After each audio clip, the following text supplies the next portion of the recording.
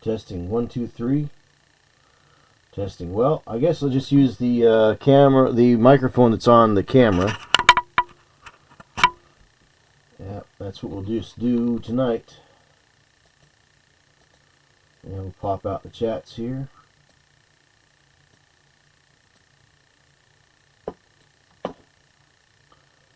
Pop out the chats.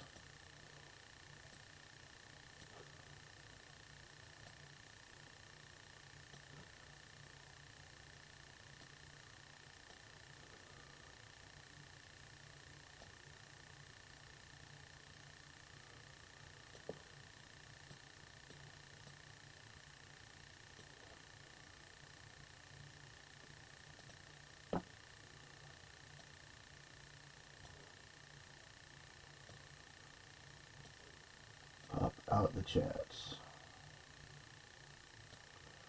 Alright. Okay, hopefully you can hear me now. I'm just going to use a low quality microphone here on the close cam. But before I get started, I think I'm going to grab a Tylenol real quick.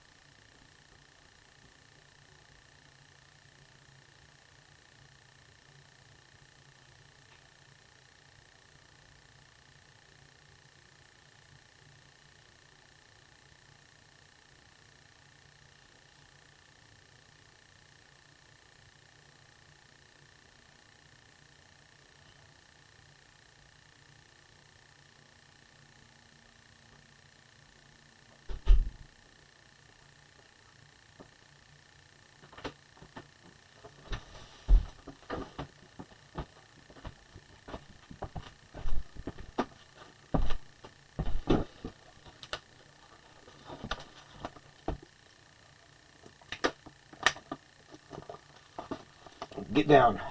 Come on, Pumpkin. Get down. Yep. Nope. You're not the star of the show, mate. Sorry. Alright. Let's see. Maybe. Look out. Look out, Pumpkin. Get out of the way. Look out.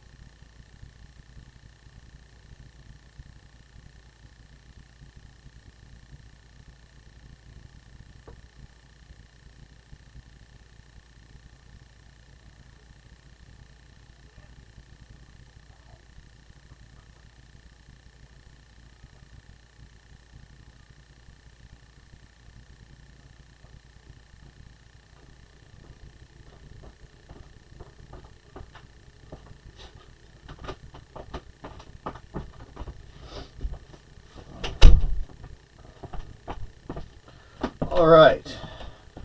All right, all right, all right. Here we go. So, yep. All right. Gonna do up another Warband for Song of Blades and Heroes tonight. We're working on one. So, started it the other day a little bit. And doing some Goblins. These are by Reaper. I did hand prime them with green Vallejo surface primer. This stuff is great. It's polyurethane. It's better than some of the other stuff that's out there, I think, personally. Although gesso is good for the same kind of gesso you would use to prime canvas in real art. Yeah, so I'm just doing these up. I laid a base coat down for this skin of Pro Acryl's dark turquoise from the Rogue Hobbies signature set. That would be the Louis Sugden signature set. So yeah. So using that dark turquoise as the base, and then building up layers, giving definition with the regular turquoise. So it's not a huge step up. It's kind of subtle, but that's okay. So I just have to find the ones that I've already finished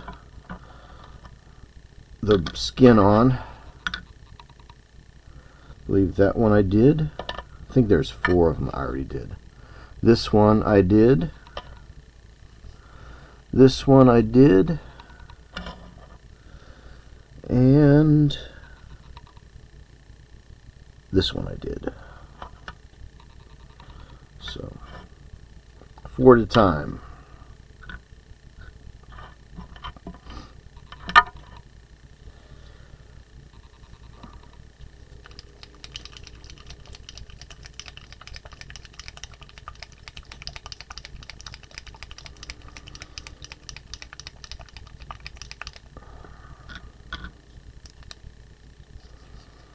So we'll just put a little bit of this turquoise out on the palette here. And a little drop of Merlin's Magic Medium.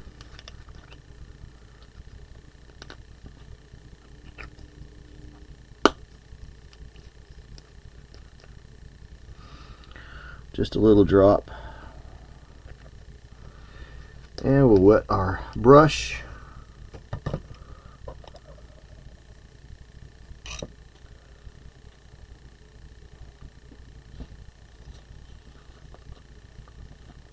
Because we never want to pick up paint with a dry brush, although that kind of soaked up into the high up into the brush there. It got up into the fuller, a little too thin. Sometimes it wants to run up these bristles, you know. So we'll just go ahead and start doing our highlights on the skin here, all the high places, nose, brow ridge, cheeks, top of the chin.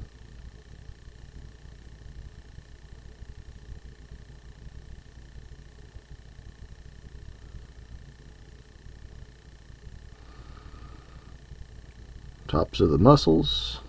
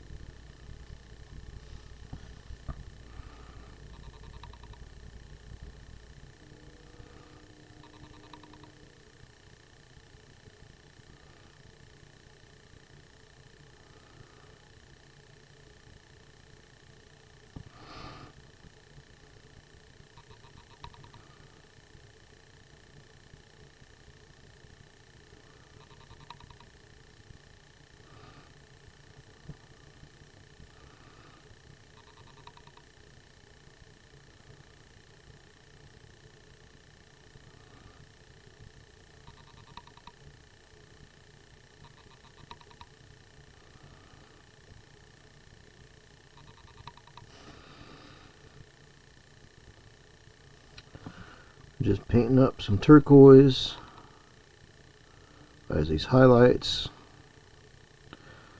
Just decided I didn't want to do green goblins. There's enough of those I've got. So I thought I'd try something a little bit different.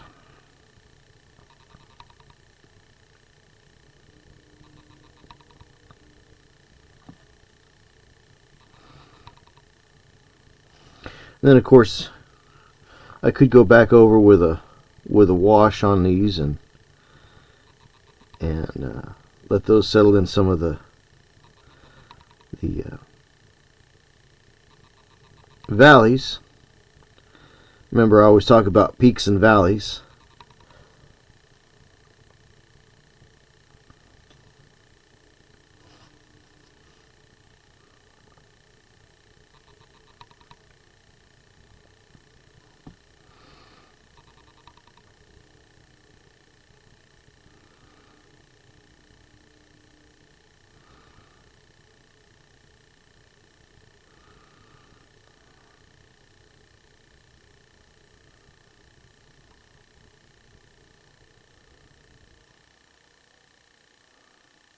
Alright, that's pretty well done.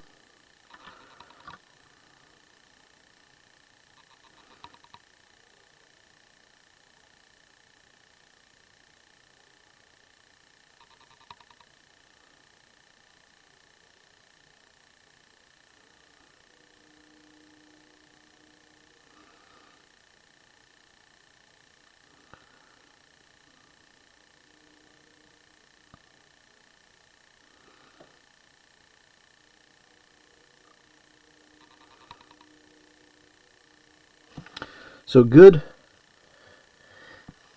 gameplay. You know, if you're relying just on dice rolls, you're not getting the full benefit of the game. Now the dice can betray you, maybe not have a good roll all game, but if you've got solid tactics, you may be able to eke out a small victory. I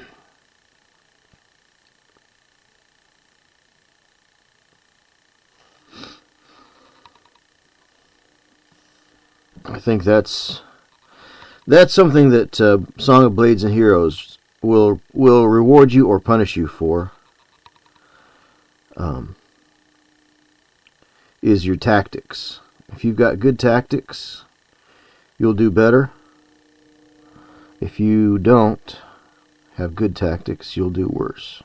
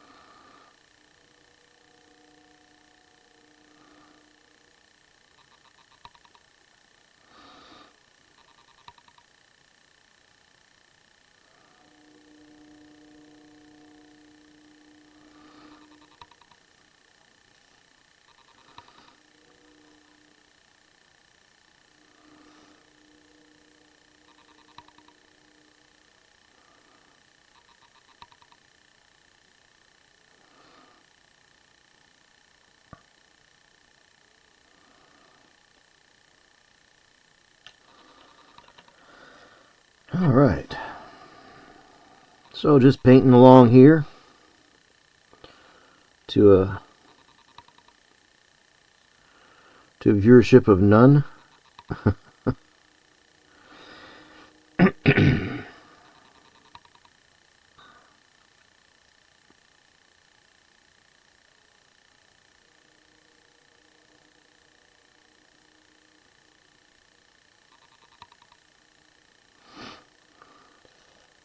I don't know, maybe it's because I'm on the East Coast. Eastern time. I'm actually in the Midwest, not really East Coast, but my East Coast is the time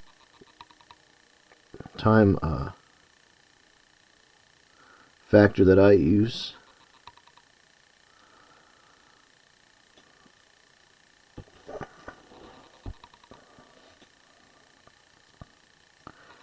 But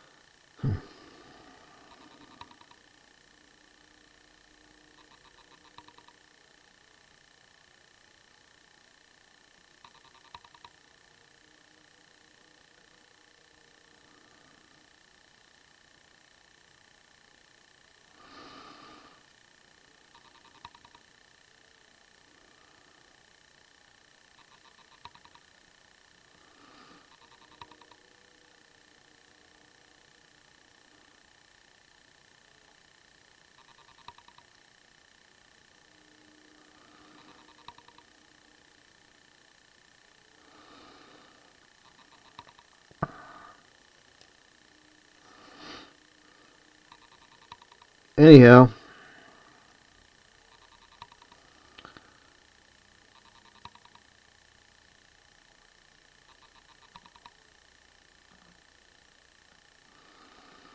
I'm here painting.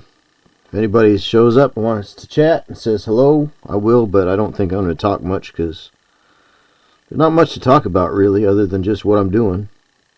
And the weather.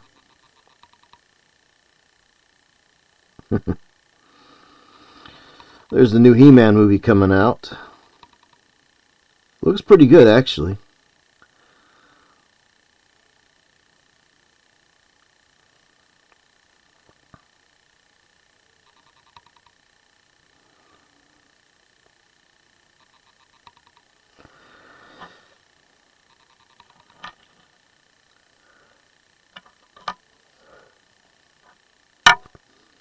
I guess my only problem with it is Tila doesn't have an updo.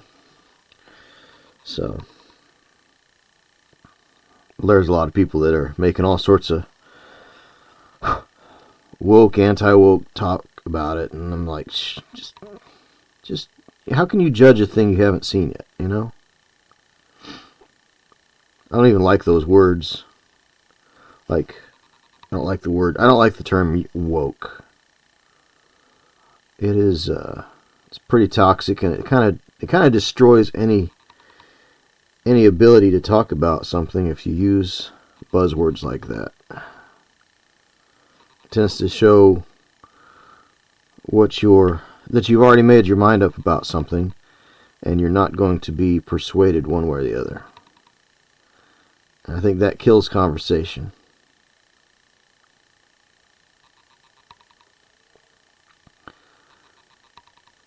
People are trying to do gotchas all the time with their reasonings instead of listen more. We got two We got 2 ears and only 1 mouth, so that should tell you something.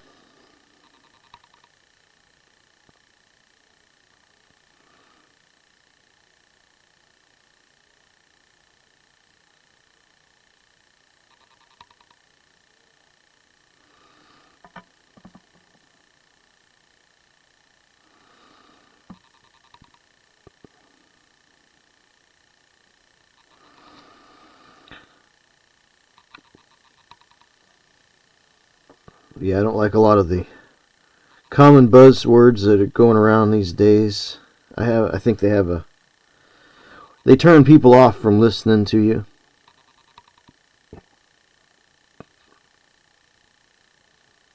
Or they're dismissive. They say, well, your viewpoint's no good because of this, that, and the other.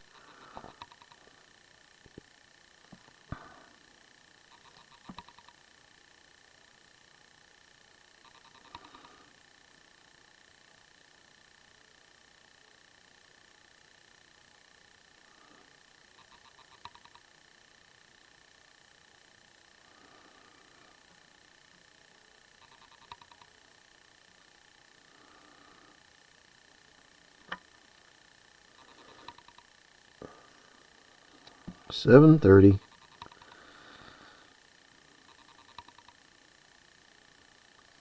I was having some trouble with my microphone tonight. For some reason it wasn't registering. Which is sort of the same problem we had on Saturday. Hey, Dream Big, Build Small, nice to see you. So I had some trouble with my microphone on Saturday, my favorite microphone. The OBS just couldn't process turning it back on somehow. So I'm using the microphone on my webcam at the moment.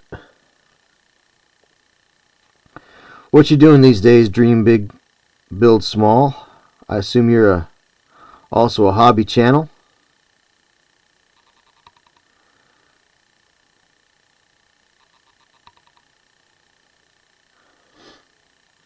Sound is fine now. Great. Great. Well, I'm working on some goblins for a Song of Blades and Heroes Warband here. In the Reaper Bones, one of the Reaper Bones Kickstarters came with a whole bunch of goblins. So there were 12 on, I think, 4 sprues or 3 sprues. So I'm painting up those 12 as a Goblin Warband for Song of Blades and Heroes. I used green Vallejo surface primer, which is polyurethane, because this is a dark yellow one, but I've got the green one up on the shelf. Same stuff, just different color. So I used that as the primer, and just brushed it on, which in this weather is about your best bet.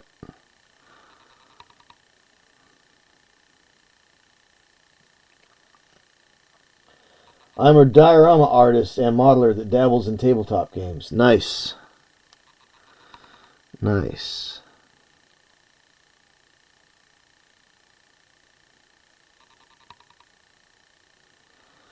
Well, I like dioramas. Dioramas and vignettes. Been wanting to put one together for a competition, but I just don't have the time. I figured I'd probably just like to paint up a bunch of these figures that I haven't done for a long while. Haven't gotten around to. Get those off my plate before I do anything bigger. Because it can take a lot of time to do up a vignette or a diorama, and I don't have the time between. Well, I actually would have the time. I just didn't I don't know. It's not that I didn't schedule time right or have bad time management, really. It's just last summer I didn't get much done because my AC went out, so the ability to, I don't know, it didn't work out. I had a lot of things going on. Long story short. Now the way these legs are sculpted, I can't tell if there's supposed to be pants on this guy or not. I did the other ones as he was bare-legged. I might do a couple as though they have pants on. Have some content on here, but most of my stuff is on the Clock app.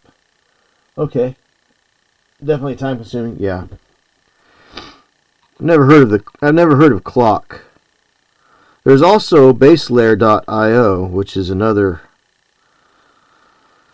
place you can put your miniatures and dioramas and write articles and the like. I signed up to it, but I haven't really put anything out on there. I just figure I'm on Instagram and Facebook and I'm on Twitter as well, but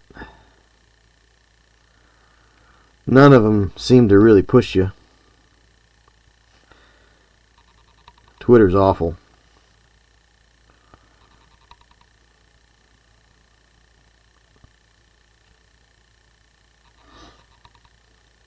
But yeah, I want to do more dioramas, but I just didn't have the time that I need to do it versus the time when the shows begin, the competitions start.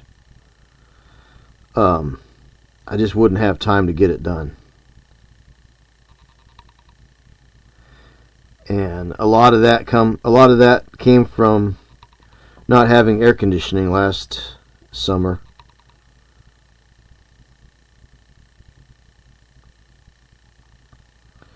So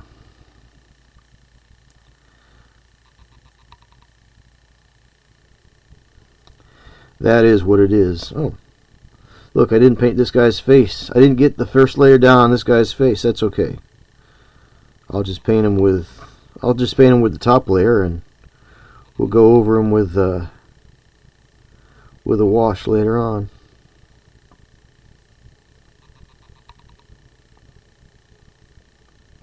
I like to start my colors from the darkest to the lightest. So usually what I do is, like what I'm doing right here, I would normally do with the darker turquoise, and then I would do the highlights with the lighter turquoise, as you may have seen.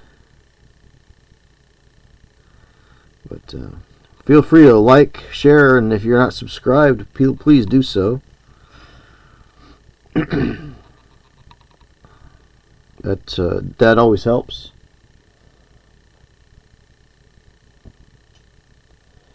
Yep, same name everywhere. Exactly. Yep.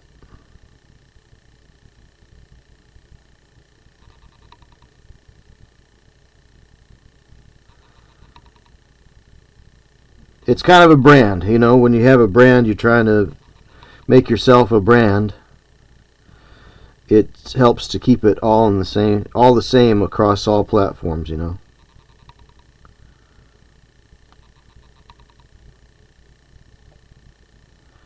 But I am open for commissions as well. So there's that. Commissions and collaborations.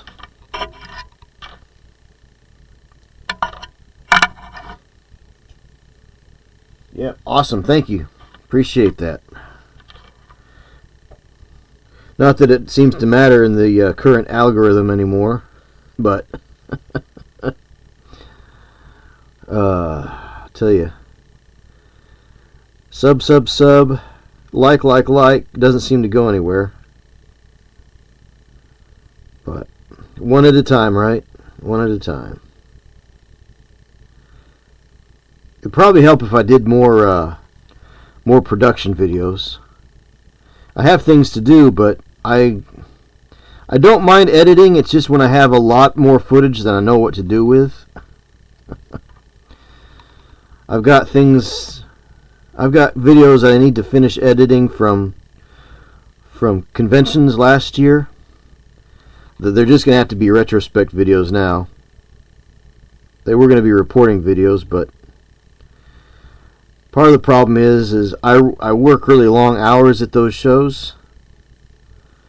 So when I get back to the room, I'm pooped and I have no interest in doing any preliminary editing. And I really can't until I have all of the footage in as well. Now, if I were just solely going as a content creator on my own dime, where I could shoot some video for a couple hours, go back to the hotel room for a couple hours, and do some editing, go back out, get some more footage, do a little more editing, little bites, it would be a lot easier for convention videos. But I kind of have to rush around and get a whole lot of the footage because I run games at some of these conventions like Adepticon and Origins and the like. I'll run games or I'll work at a booth, and so I only have time on my breaks or between games. You know, sometimes we might have a couple hours between games, but still, I've got to do something with those 2 hours. So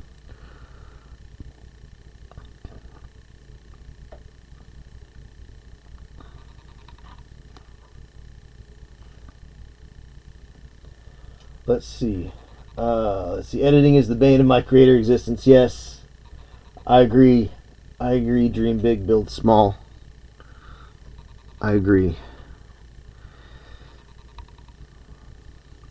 I mean, it's fun once you get it dialed in, but once you figure out what you're doing and you have a powerful enough program. My problem is I don't like to shift devices. I don't like to have to put everything on a laptop. So I've got everything I need on my tablet. But of course, the mobile editing apps, they all want to sell it to you. You know, they all want you to buy a subscription, and that's expensive. Right now, I don't have the money to re-up my subscription. So kind of happens when you don't get your paycheck for 3 weeks and you wind up using all your landing pad, you know. That was weird. Somebody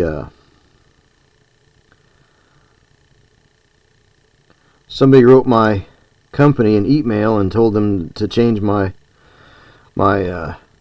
direct deposit information, and nobody stopped to think to check with me before. You know, so I wound up losing a lot of money. Losing a lot. I still got my paychecks back, but I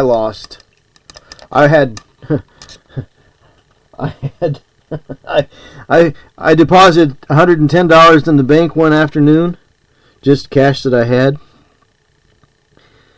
and it came back with a balance of $53. And I said, "What in the world?" Oh yeah, that's because of overdraft fees and,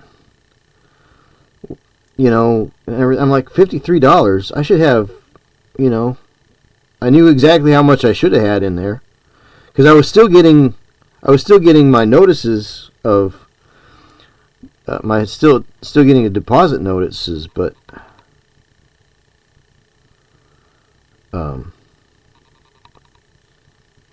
so I thought that I had what I was getting on top of what I already had in the bank, and well, I didn't.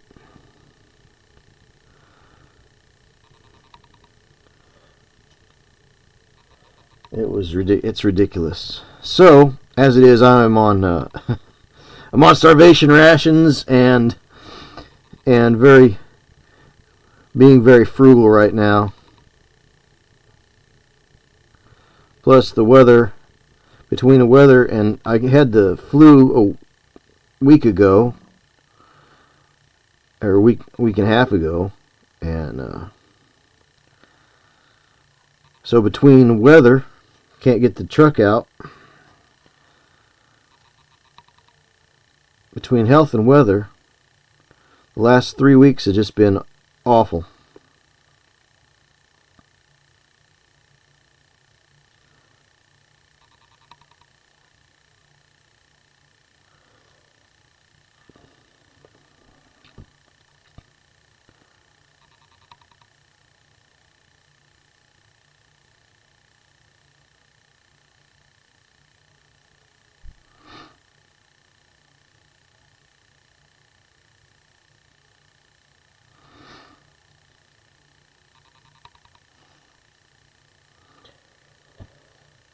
I'll have to check out your channel sometime, Dream Big, Build Small. Very cool. You do mostly military dioramas or just dioramas in general? Anything that sparks your interest? What's really cool, and it can give you a little head start, is the Marvel Crisis Protocol has little vignettes between some of its figures that are almost like little mini dioramas in a box. It's kind of neat.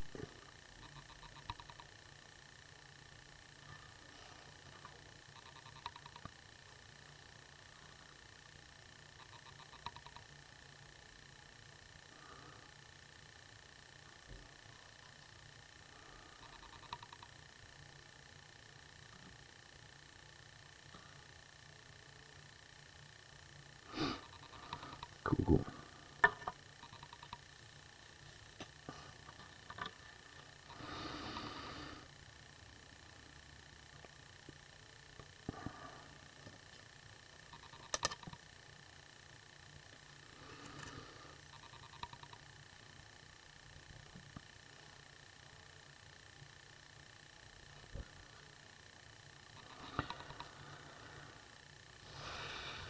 So I'm just being sloppy with these. These are doing what I call 3-foot standard.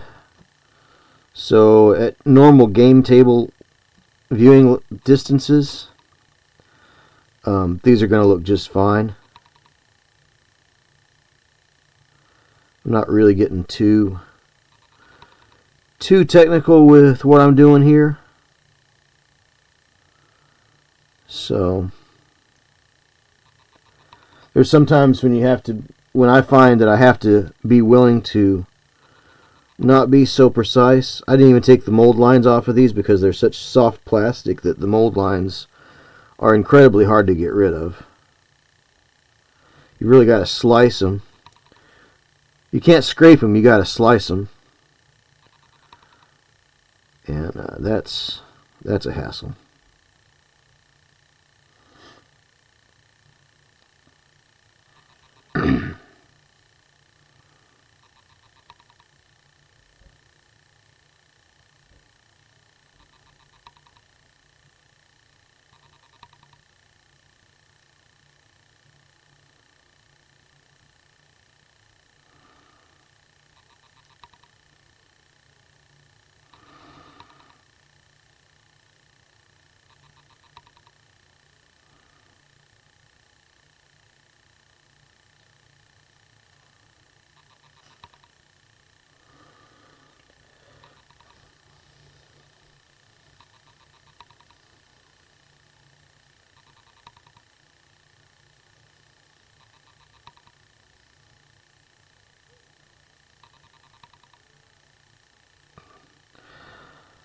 So that was not fun to find out on Christmas Eve that I had no money in the bank.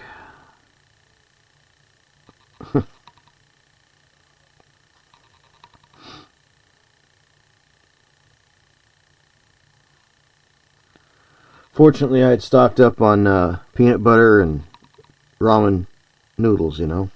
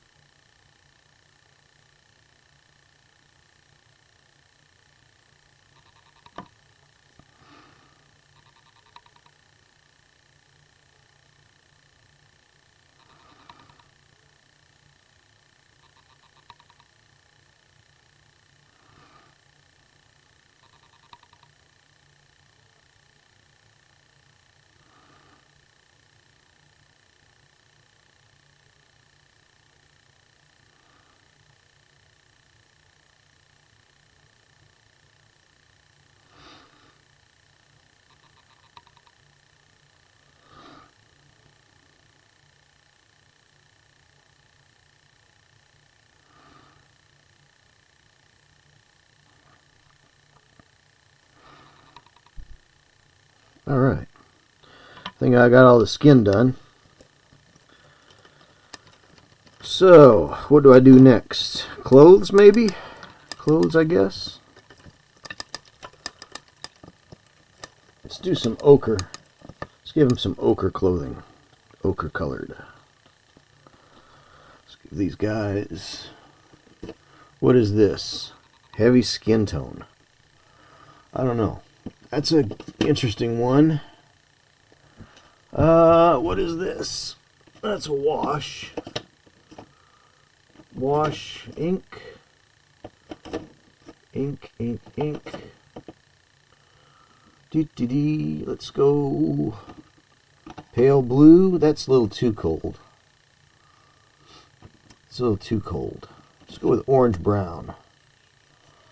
Let's do orange brown as a clothing color. This is kind of reminds me of the old Games Workshop snakebite leather.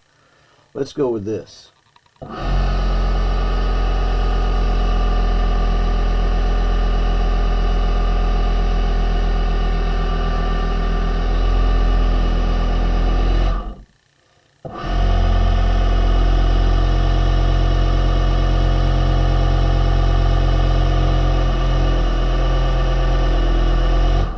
That's my mixer, by the way. I bought that from Typhoon Hobbies. Also, all the racks, well, you can't see them because that camera doesn't work anymore either. I guess I'm having all sorts of technical difficulties. Camera's not working. Microphone's not working.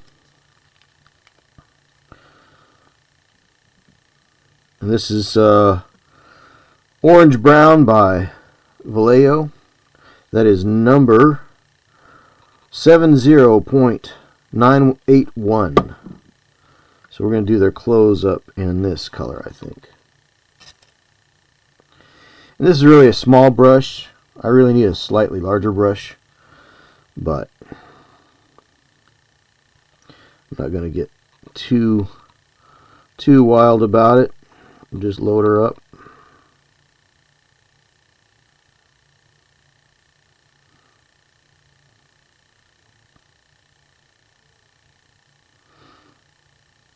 Yeah, I think I would like to use a slightly larger brush.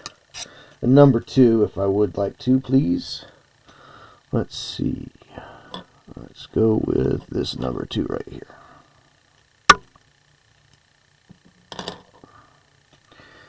And it doesn't have a long bristles like I'm kind of liking out of those Game Envy /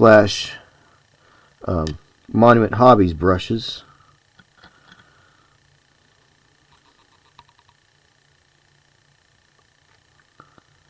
But it's springy. It gives me good control.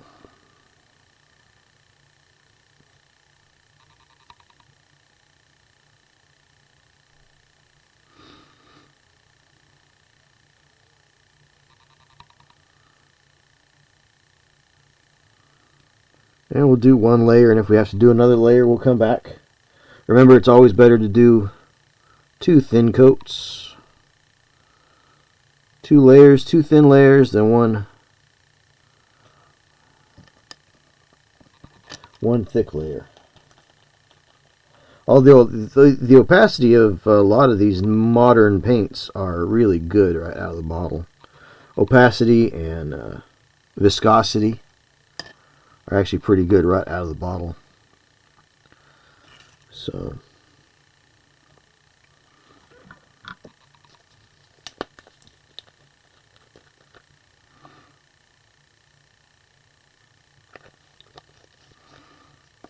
just adding one little drop of Merlin's Magic Medium by Cuttlefish Colors.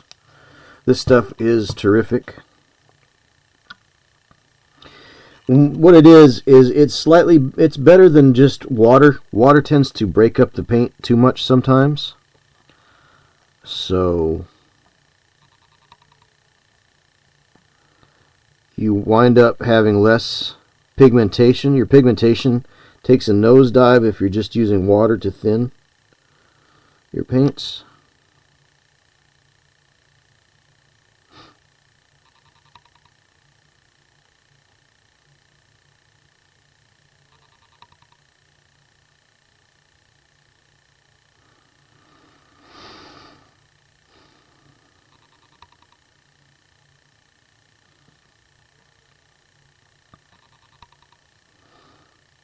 And I painted the skin first, clothes second, equipment and armor and the like after that.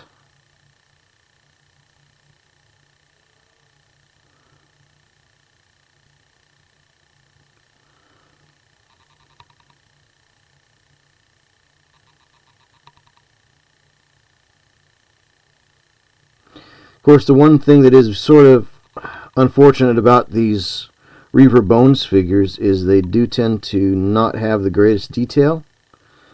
So you've got things that look like they might be something, but they aren't anything. Of course, the metal figures are always immaculately detailed, but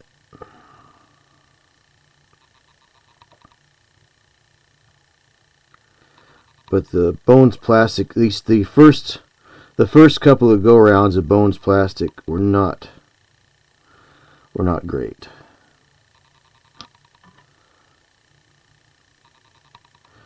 But they're cheap figures. You can get a lot of cheap figures with those. So quantity, what was it that Stalin said? Quantity has a quality all of its own. So if you just want something to populate the table with, and you want to get things on the table, and miniatures are just representational anyway. They're not actually what you got there. They're just kind of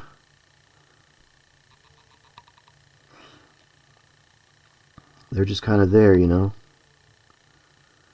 could use rocks, bottle caps, pieces of paper, dice. But as it is,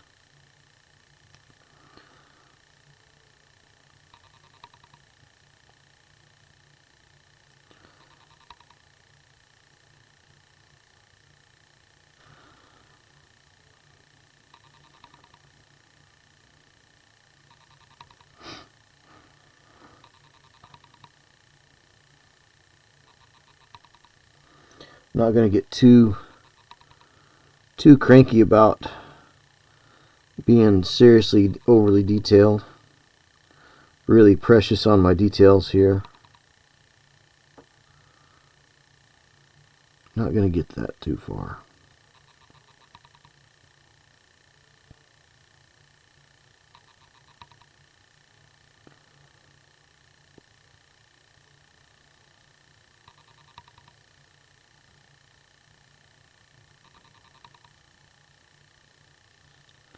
Looks like he's got like a little jerkin or something with studs on it. So I think I'll do that in like a darker brown,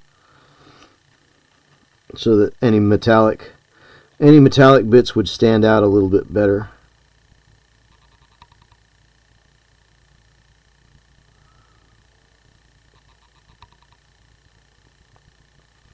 But I kind of think he might have supposed to be having pants on. I can't tell.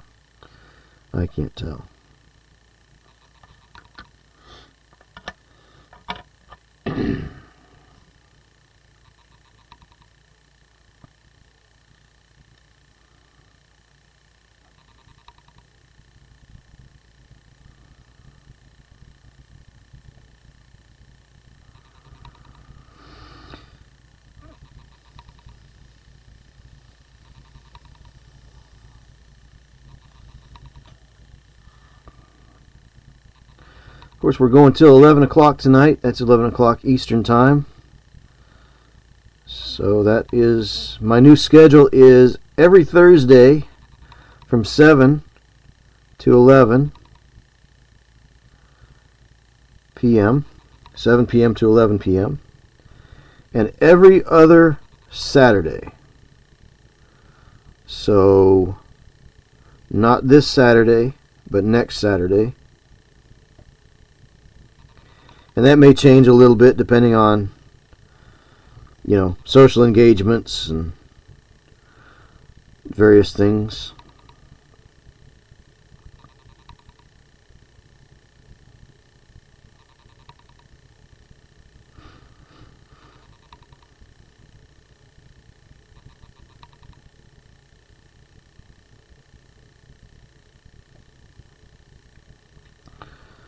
So if you're subscribed, keep an eye on the updates.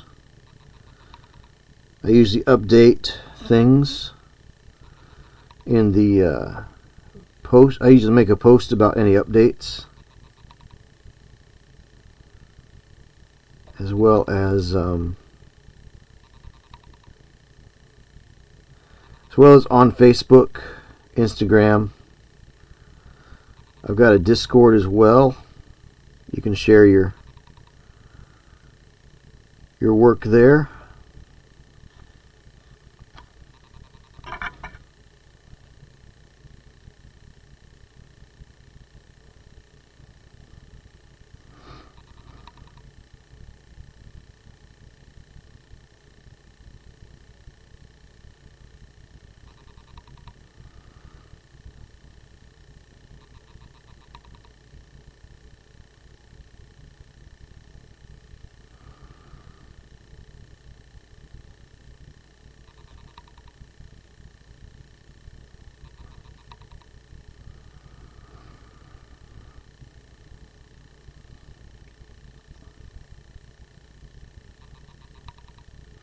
Convention season is coming up soon.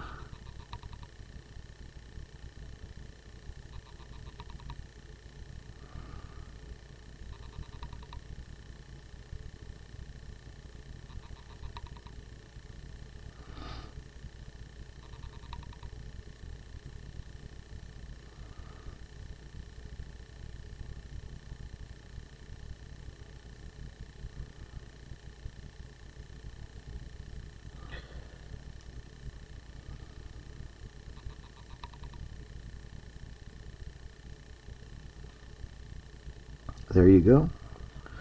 There you go. There's a little loincloth going on there. I swear, I'm sure these guys are supposed to be wearing pants. I guess I could go online and see how other people have painted them.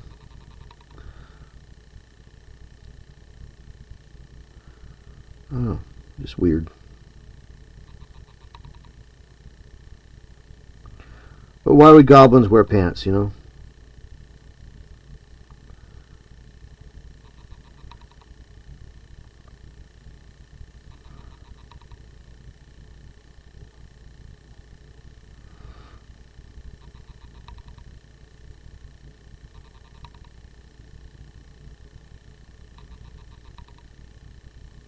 So I saw that Squidmar is going to be doing a TV show sort of a thing,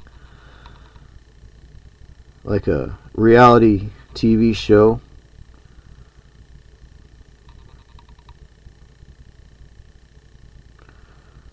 For painters. I mean, I guess. I don't know, I just can't. It's not that I don't like that guy. I just don't like watching his videos. They're just not for me, I guess. They feel like they're too clean, I don't know, there's like this underlying attitude about those videos that just gives me the ick. I don't know exactly what it is. And you know, I'm sure he's a fine fellow. I've got nothing against him or his co-host. I just feel like it's not, I don't know, it doesn't feel, I don't know, it doesn't feel accessible.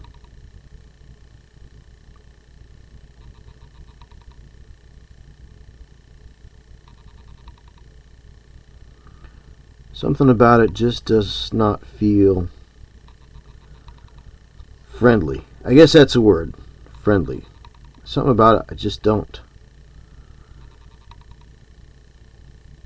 I just can't.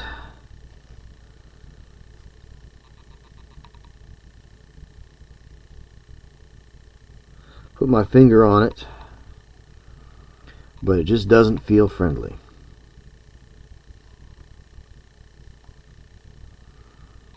It doesn't feel like you're sitting down. Like, if you watch like Trent Holbrook, watch his vlog that he's doing right now. He's just enjoying his hobby. He's just having a good time. And don't get me wrong, I'm pretty sure that Emil is doing the same. I think he's enjoying his hobby and he's enjoying content creation, but there's just something about it. I can't put my finger on it. I don't have the right word for it, but it doesn't feel like, I'd say that it's not authentic, because I know he is definitely authentic in how he enjoys the hobby, just like anybody else. But there's just something about it just doesn't rub me the right way. His videos, anyway.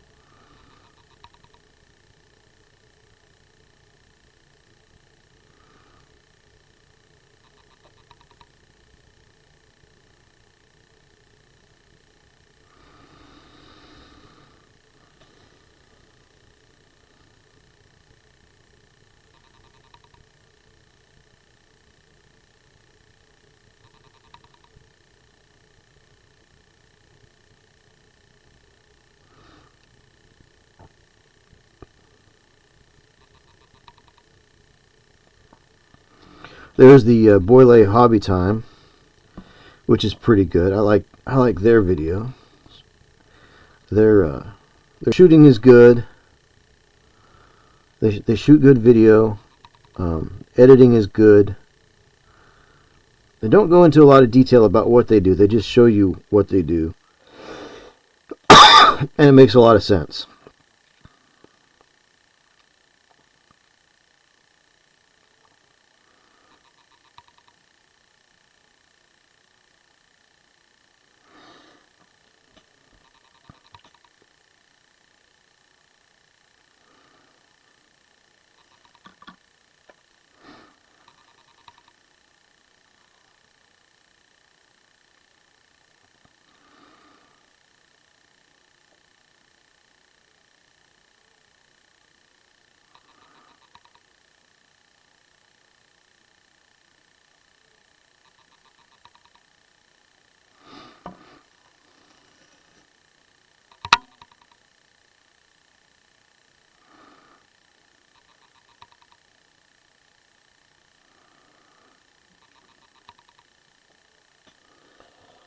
Well, Dream Big, what's your favorite? What are some of your favorite hobby channels to watch? Or some of your least favorite hobby channels? It can be anything. Either way.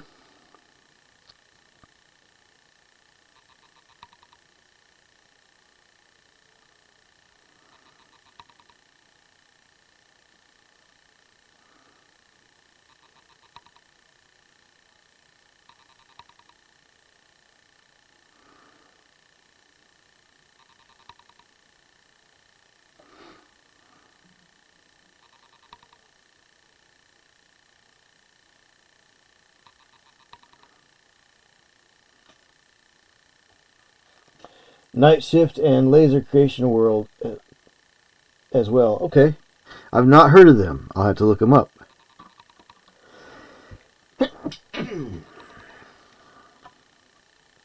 Night Shift Hobbies. Laser Creation World. I'm assuming that Laser Creation probably does a lot of laser cutting. Probably builds buildings and the like. I would guess just from the name of the channel. But I've been wrong before.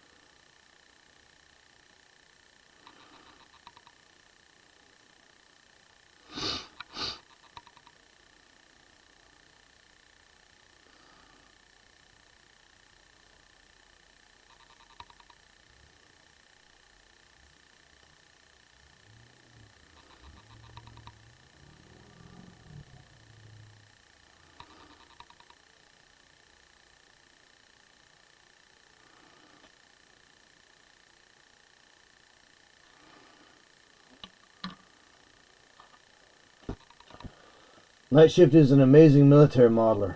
Let's see, LCW turns out laser cut wood into dioramas and model cars added. Nice. Nice. I've been thinking about getting back into the model cars. I've got quite a few, and they're relatively inexpensive, like at Hobby Lobby or Ollie's or the like. You can always get them.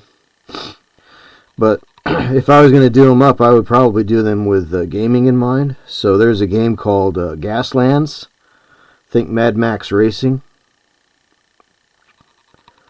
So I would probably do up those in glorious 125th scale, 124th scale.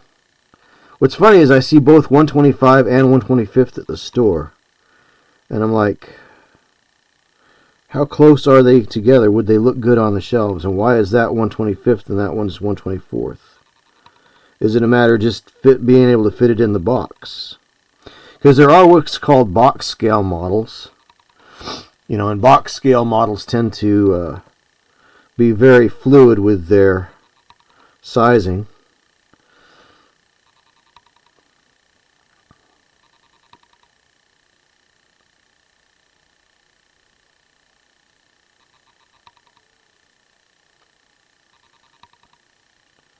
So what might be 176 or 172nd scale, you might open up and find out that it doesn't match up with your other 172nd scale, and in fact is 176th scale.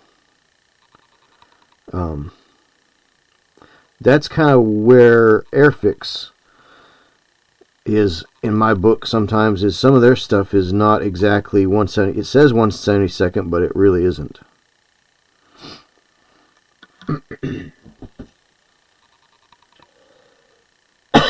Oh, bolt action starter set. Nice, nice.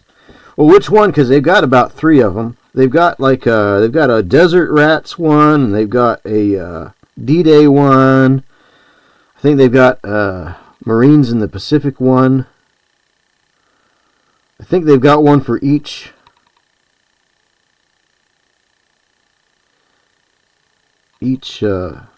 period of the war, like early war, mid-war, late war.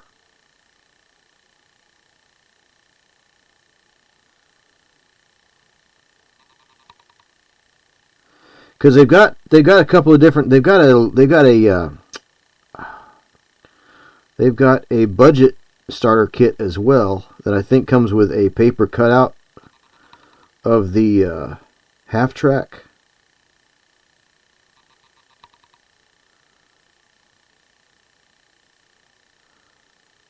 Which I think is pretty cool. But that's me.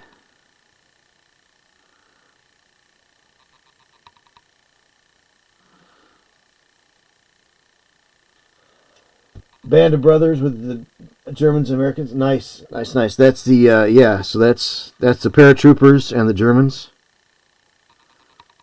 Cool.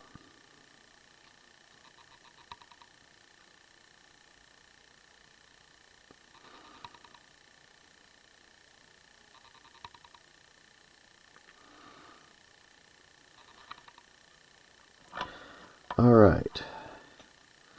Now we're going to go back over and do a second coat on their clothes here.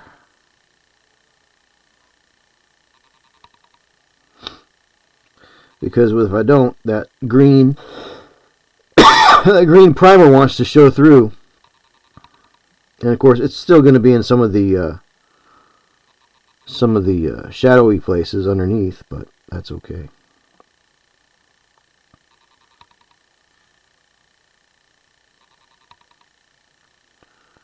So we'll just do up their clothing again, do another coat. So I'm doing what's called batch painting right now. And usually what that is by the time you get down to the last figure in the batch, the coat that you've done on the first figure will be ready to be added to. So it's fairly efficient, I like to think, for getting large groups of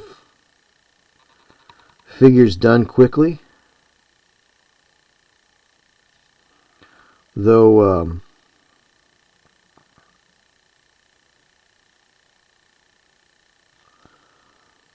again, like, I'm just not going into a lot of detail on these. They're going to get blocked and washed, basically. Like I said, 3-foot rule, tabletop quality, just to get them. Actually, my personal tabletop quality is usually a lot higher, but these are just very low quality figures. So the detail is not very good. So I'm not really gonna worry too much about it. I'm just gonna get them to a decent place where you can tell what they're supposed to be on the table.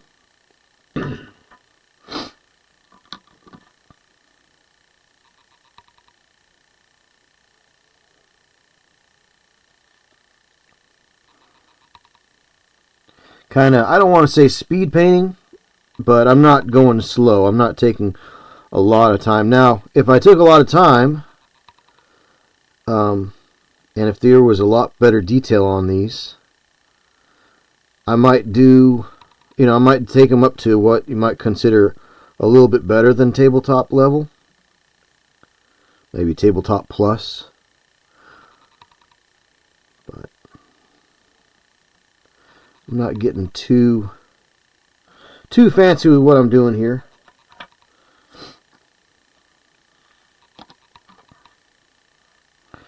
Just want to get enough on there where I'm not seeing that green coming through still.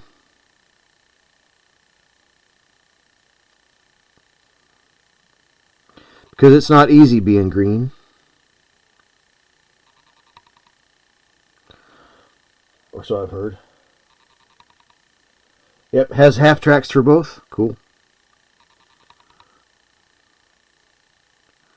So did you know, I've ridden in an M3 half track before. Did you know that the American half tracks could lose a track and still go because their drive wheels and their front wheels were four-wheel drive? So their front wheels would go, and they had their road wheels on the back that would help drive the tread, could still go. However, the Germans only had drive wheels in the back on their treads. So if you broke the treads, they were done.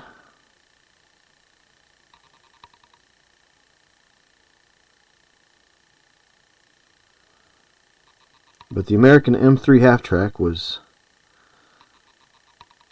pretty solid. It could go even if you didn't think it could go.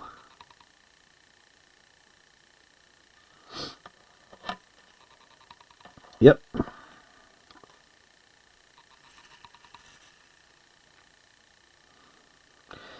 I know that because the gentleman that owned one. First of all, he told me. But second of all, he showed me. And the week before, we took a little drive in his half track, and we just drove it around his stockyard because he didn't need to get it any muddy or anything. But the week before, he had actually broken one of the tracks,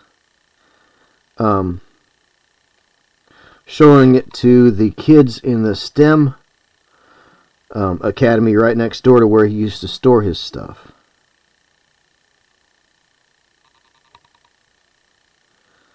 So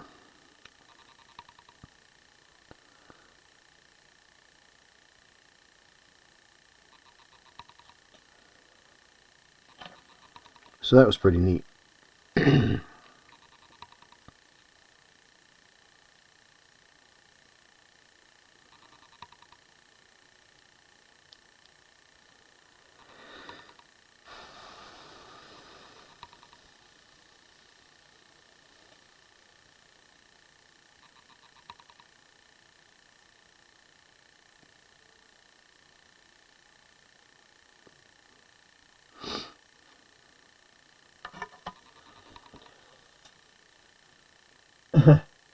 Yeah, yeah, the German stuff, I mean, technically German stuff was really neat and they had a lot of good ideas, but they fell through, they kind of fell through in a lot of places with their designs. Made things overly complicated. Um,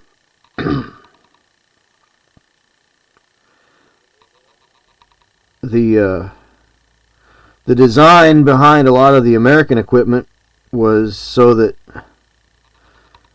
farm boys, which were a lot of who wound up, who were in the army there or in the armed forces, the design idea was that if you can fix a tractor, you should be able to fix a tank. Um, the Germans had an engineering elitist attitude about their equipment.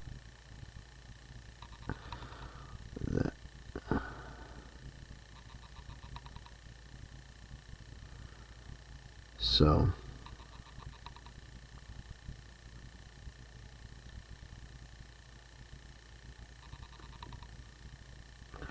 which really held them back as far as, well, fortunately it did, fortunately it held them back. I mean, it was one of the things that held them back, so that's not a bad thing really, but the overall effect that it had,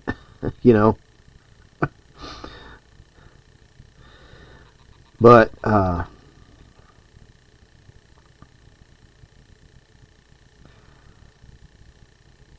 the idea that you should be able to take somebody from the farm and put them in a tank and just turn them loose. And I think the Soviets had the same sort of idea about their tank as well. The T-34 was every bit as good as the Sherman. But again, it was they kept it simple.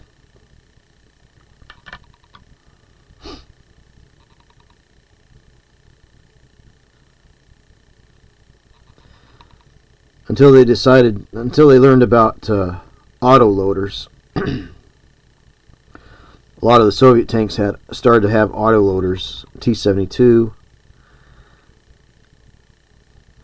and the like, all had, and up from there. I think the T-50, did the T-55 have an auto loader? I don't remember. The T-55 was one of those post-war stopgap sort of tanks, Alright.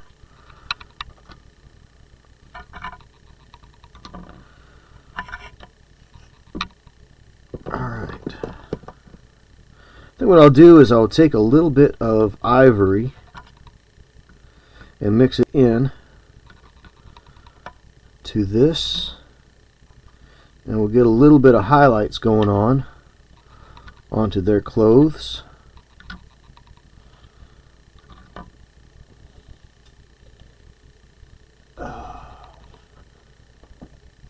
Alright, here we go.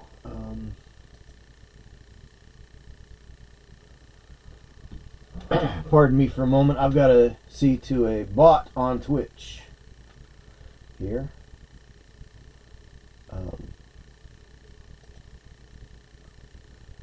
Report. I'm not sure I'm finally at the age. Yeah, same with the baseball shaped grenades. Yeah, every American could throw a ball. Not sure if you're finally at the age to get into World War II. Well, the thing about it is, before fantasy and science fiction games got to be popular, World War II and ancient history was all everybody had anyway. So let's see, spam, scams, bots, or bots and spam. Nope, I don't want to pick one of that. Bot selling views.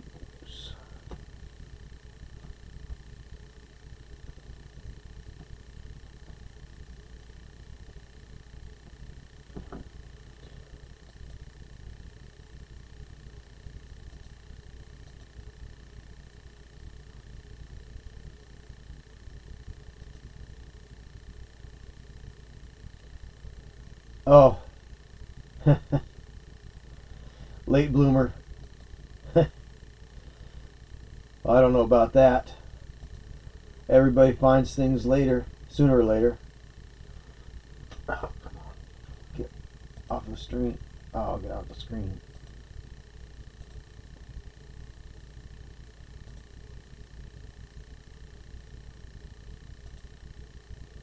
And just now war games. Well,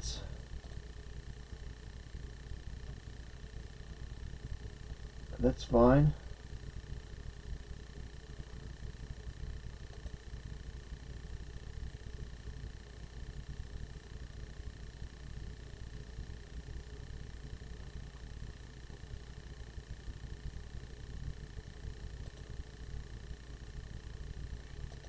Okay. I couldn't figure out what I was doing there. I had to ban a bot on my Twitch side of things. So I not only do I stream on YouTube, but I also stream on Twitch and Rumble as well. So I'm trying to widen my audience, you know. So I had to.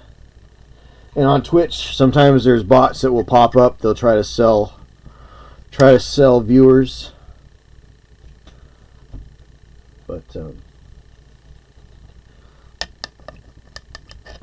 But no, in the old days, I mean, Airfix and Italieri and Revell figures were all anybody had. Well, I'll show you. So, I based these guys up on 1-inch bases. Just because I felt like it. They might be too big for them, but that's a 1/72 scale Saxon right there. And, yep. So, you know, a box of those guys for $12 and you get 40 of them. I mean, you can't get that with Workshop, you know. So, this is what we used to play with a lot, was the 1/72 scale stuff. And in fact, my bolt action, I play bolt action as well, but I play bolt action in 1/72 scale because you can buy three vehicles in 1/72 scale for the same price you can buy one vehicle in the official bolt action scale.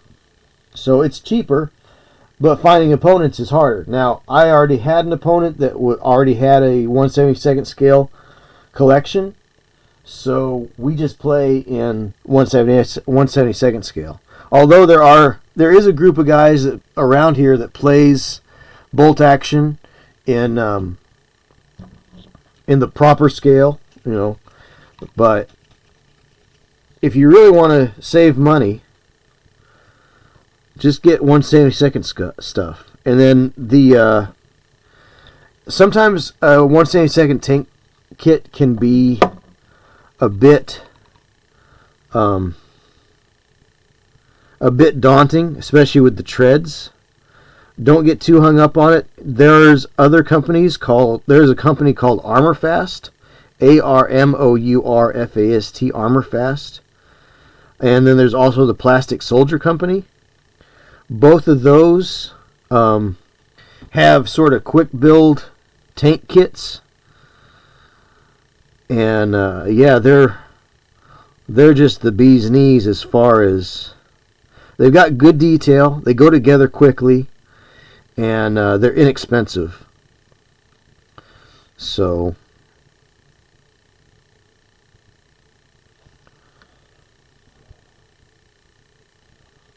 yeah. Hey, Gamers on Games, how's it going, man?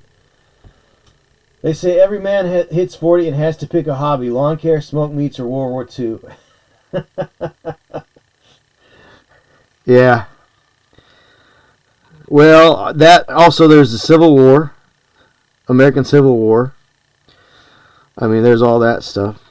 So, how's it going, Gamers on Games? What's up, Dave? How you doing?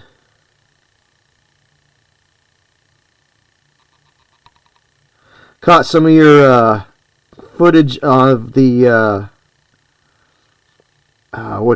Captain Con.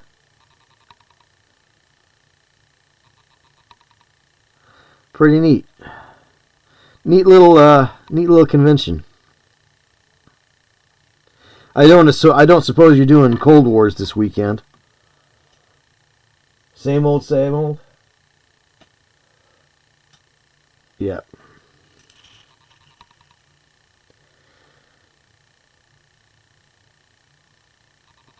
Yeah, I'm just doing a kind of slapdash, quick and dirty paint job on these goblins. These are for Song of Blades and Heroes, a Warband. They're the 12 that came in the first Reaper Kickstarter for Bones.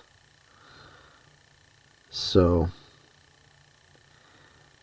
trying to utilize more of what I have rather than buying more of things I don't need.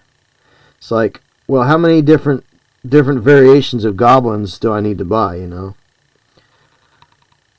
Ooh, shiny, you know. Trying to break myself of the ooh, shiny, you know. Oh, family obligations, yeah. Understandable. Yeah, that's kind of where I'm at with my conventions this year. I'm going to do Adepticon and Origins, and I've got some local conventions to do. Little 1-days. I've got 1 2-day, and everything else is 1-days here locally. And then I'm not doing Origin, or I am doing Origins. I'm not doing Gen Con this year. Just gotta squeeze out some time to take care of family stuff.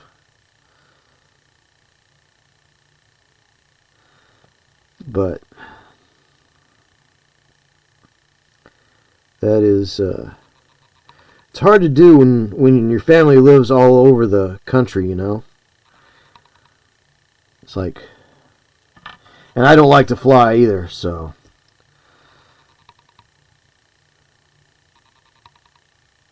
I used to fly quite a bit when I lived in New York.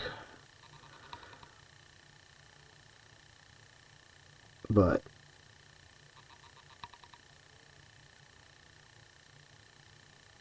now that I've got my own car and everything, I never liked flying to begin with, but ever since 9/11, I'm like, I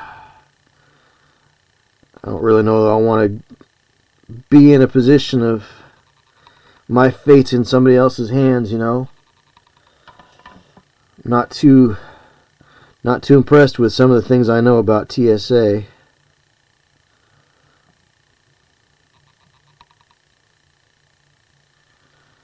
Strain out the gnat to swallow the camel, you know.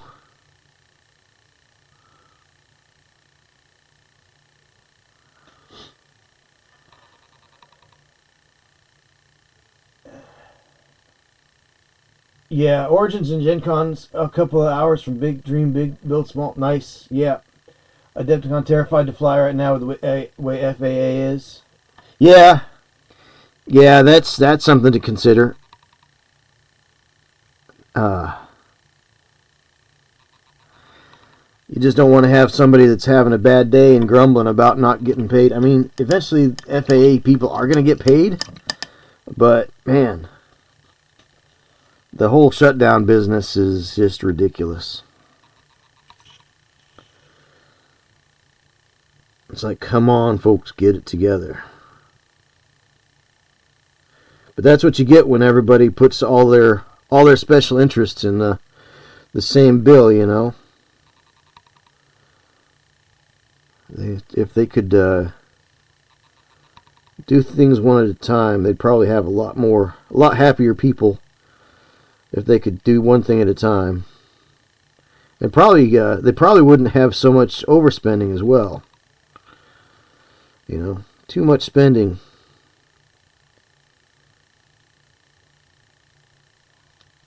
But that's all government politics talk. We don't do that here on this channel. That's not really political. It's just more of a observation about the way things are. Be nice if they were different, but I don't think we're going to get that in this world.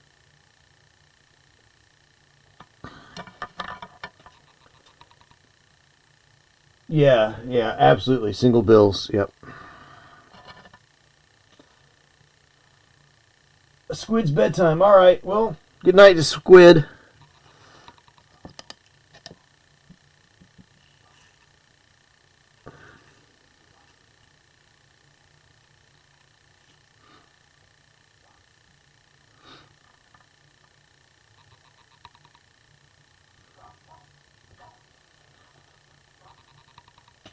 Yeah, the hobby is definitely an escape. Some people are like, well, why would you need to escape? Well, it's every prisoner's right to try and escape, right? Why shouldn't you try to escape?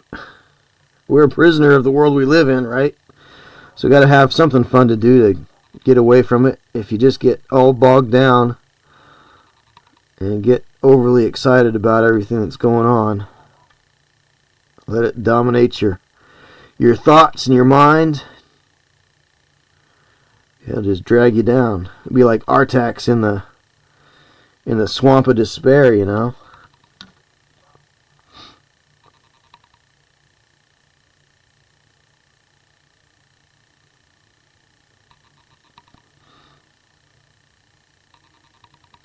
That's why we don't do that here on this channel. It's one thing to make an observation, but we don't get involved with all the controversies and the foolishness that goes along with that stuff, you know. There's no point in it.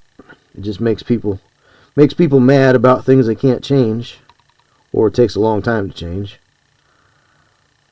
And people have such different opinions. Although I've found that most people, actually, their opinions are not that far off from each other. So, again, like I was saying earlier, we have 2 ears and only 1 mouth for a good reason. I think we're supposed to listen more than we talk. I think sometimes we talk more just to hear ourselves talk than we actually wind up saying anything worthwhile.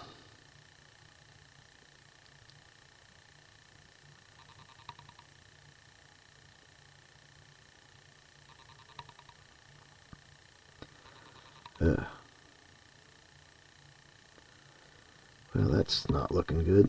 Oh well, we're not going for good looking. We're going for get it on the table quality.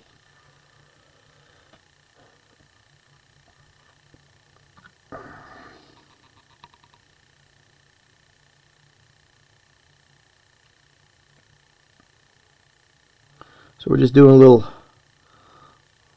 quick touch highlighting here.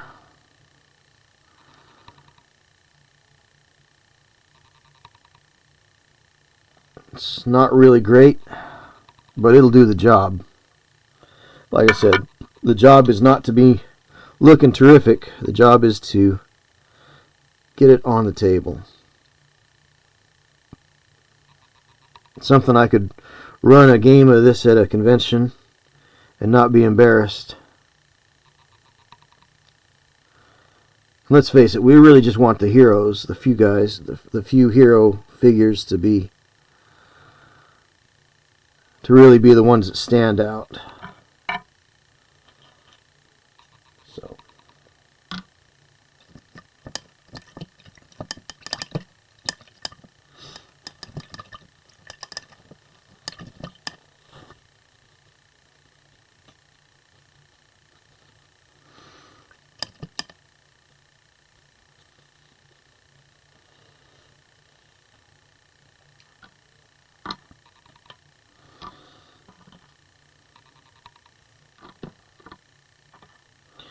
alright, let's see.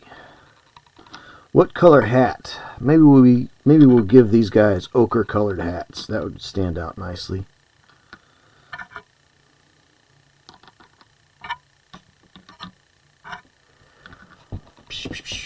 Ochre colored hats.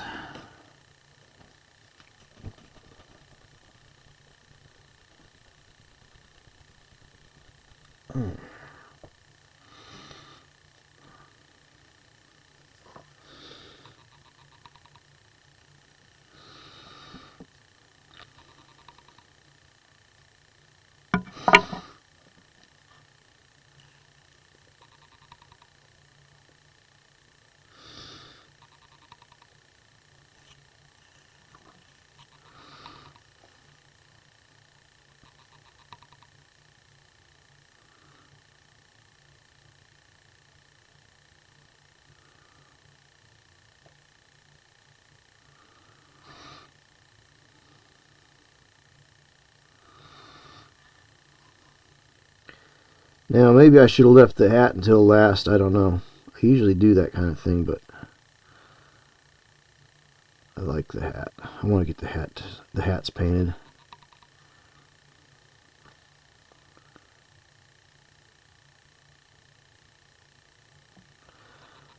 I think I'm going to have a lot of fun with these hats.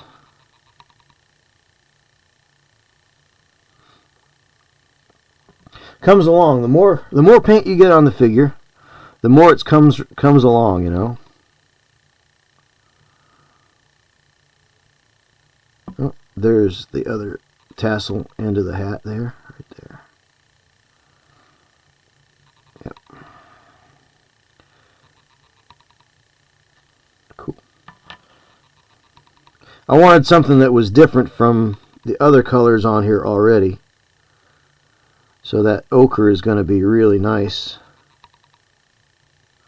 Be a nice color there.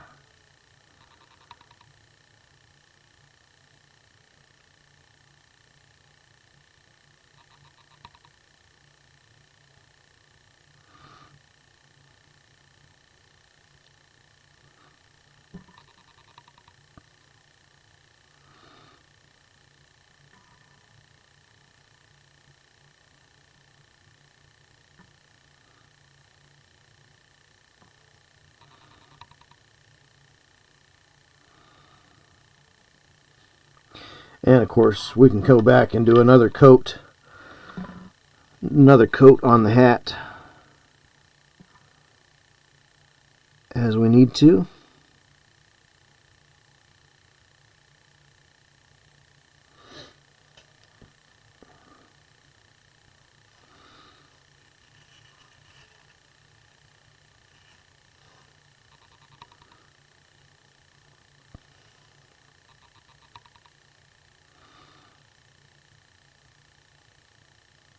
So that's an interesting thought. Is the hobby an escape or is the hobby a break?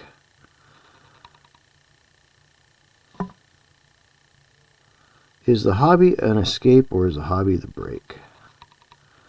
I mean, a break is an escape, right? It's a way to get away from whatever you're doing or whatever's going on.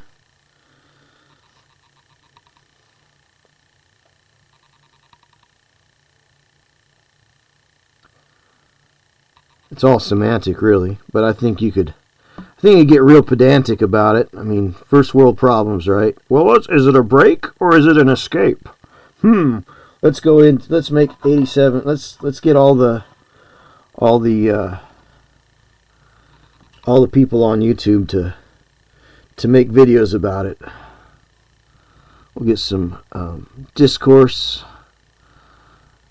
on it. We'll get. I mean, honestly, the miniatures hobbies and the painting hobby and the like, there's really very little in the way of drama, at least back and forth among creators. Now, if you want to see where the drama is in the role-playing games community. I've never seen more people get more self-righteous and pedantic about things than in the role-playing game side of the hobby. Ridiculous. Grown men are arguing about the most silly things, you know.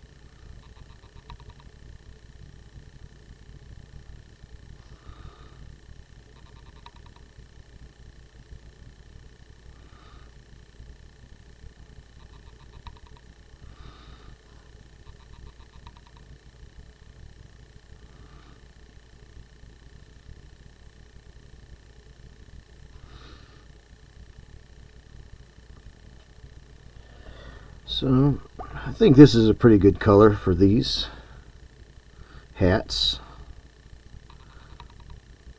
Kind of sticks in that warm palette. We got the orange brown, and then of course I don't know if I lightened it up too much. It kind of went a little pink with the ivory in it to make that highlight, but again, the details are not really crisp enough on these figures to really do nice highlighting. So it's just going to have to be the old wash and go for the most part. It's just going to be a wash and go sort of a situation, I think.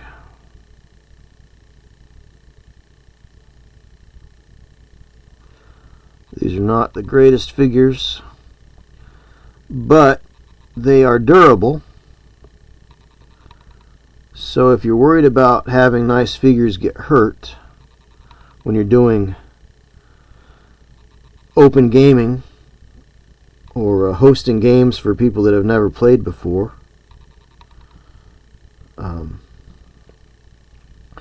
invest in some of the Bones figures, the Reaper Bones.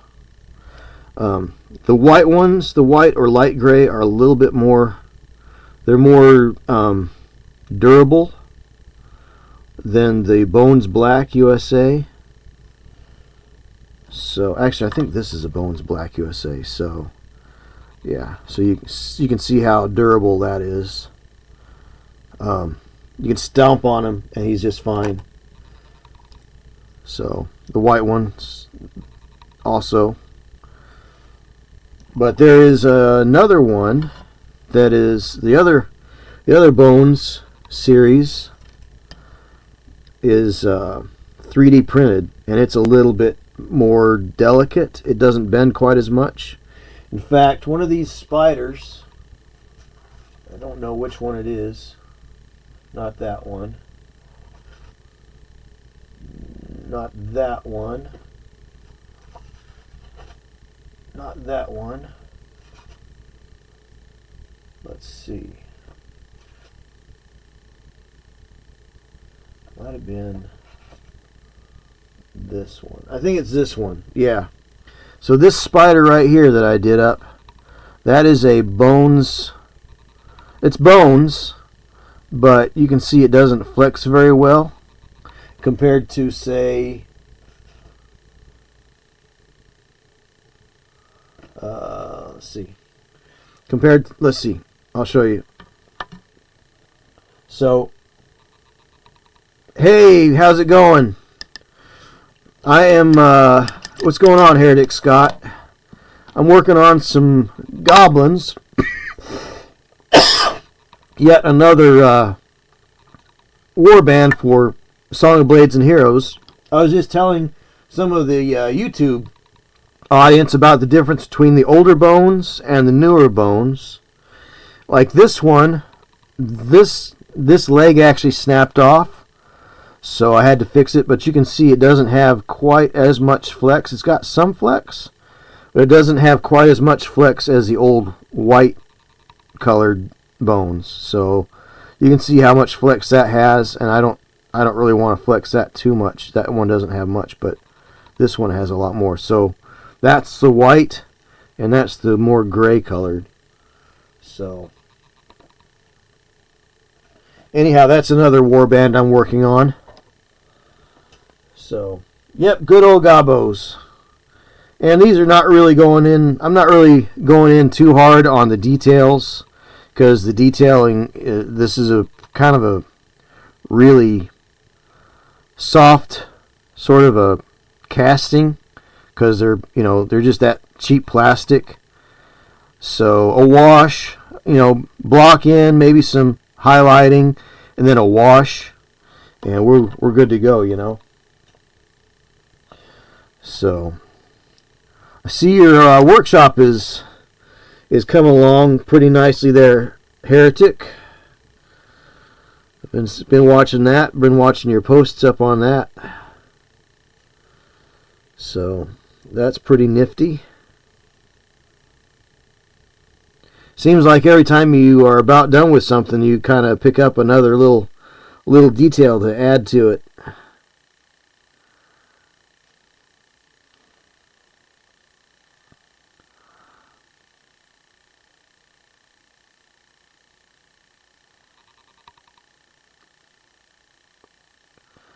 But I'm looking forward to seeing you be done with that and get your Patreon videos going. I know that's kind of the main point of doing that.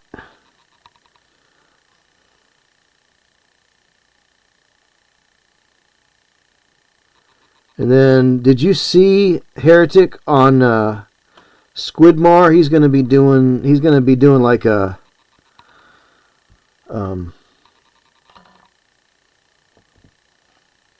reality show for miniatures painting, which is going to be like reality show competition. So like Iron Chef kind of thing. Some of it is going to be focused on conversions. I think there's a way to sign up for it. And since you're over there on in the Big E, that's Europe, the Big E, you might be able to sign up for that. I've had a plan. Yeah, I'm getting there. Should hopefully have some more updates. Had a plan for everything I want to do. I'm trying not to deviate from it much. YouTube first, then Patreon later. Oh, right. Yep. Yeah, work your plan and plan your work, right? Plan your work and work your plan. If you fail the plan, you've planned to fail. As they say.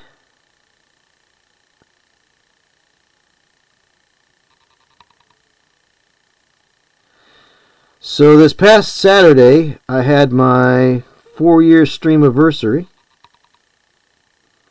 We're now in our 5th year of streaming, 2nd year on YouTube, and well,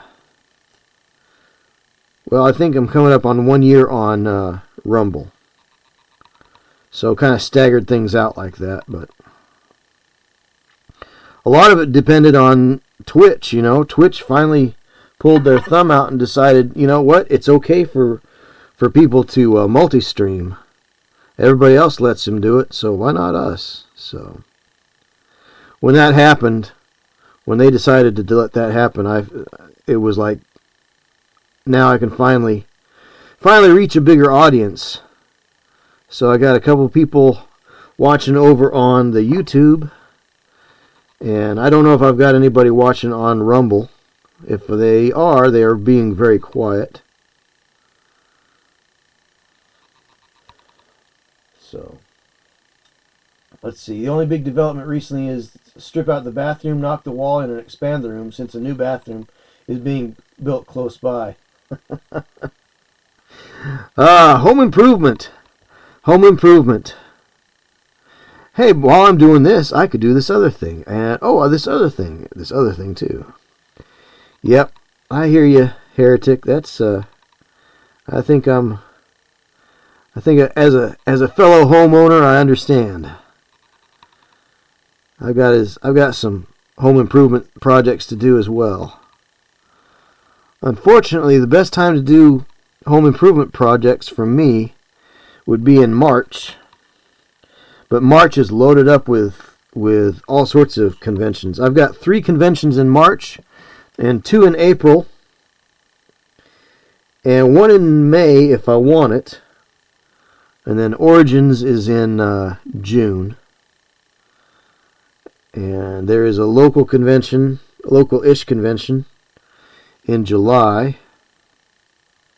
and I'm not doing Gen Con this year, so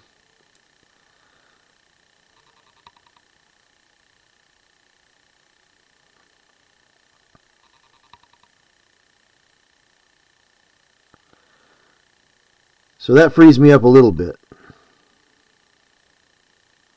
I'd like to do Historicon, but again, that's like a multi-day trip out of town. And like I said earlier, I'm trying to make some time for some family stuff. So I need to have the rest of my vacation for that. So Adepticon's going to get quite a bit of that. Quite a bit of my vacation time. Because just last year they decided they'd start doing paid vacations for my company. Before that, we didn't have a vacation policy, so it was easy to just kind of take time off whenever you wanted it. Now it's not quite so free. Let's see. 2 ceiling roses I need to convert to expansion junction boxes, and then all the lighting will be done. But they've used what we call intermediate switches for a 2-way lighting circuit in 3 separate places, so that's going to take a while to. Oh yeah, shoot. So you're talking about 2 3-ways and a 4-way in between them. So a 3-switch circuit. That should. I mean, that's Europe, so I don't really know how their conventions on wiring goes. Depends on the age of the house a lot. At least around here it does. Here we've got a lot of people who have the old knob and tube wiring in their old houses. And so you got a lot of really strange pathways for circuitry to go, but generally what I do nowadays is I run my hot to one switch, so the first switch, I'll run my hot to the first switch, and then out of that goes a 3-wire with 2 hots and the neutral, and those 2 hots go over to the 4-way switch, what we call a 4-way switch, which is that switch in between. So you got the 4-pole switch, and that neutral is going to carry on through that box, and those 2 hots are going to go on one side of that switch and out the other side of that switch, and that neutral is going to carry on over to the other 3-way switch along with those 2 hots. Those are your travelers, and they're going to take that neutral on up to the light, and you're going to take your common up to that light. So it's a lot easier for me to explain it than it is for you to do it, probably.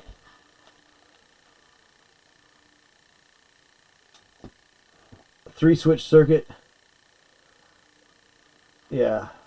Yep. L1, L2 common. Yep.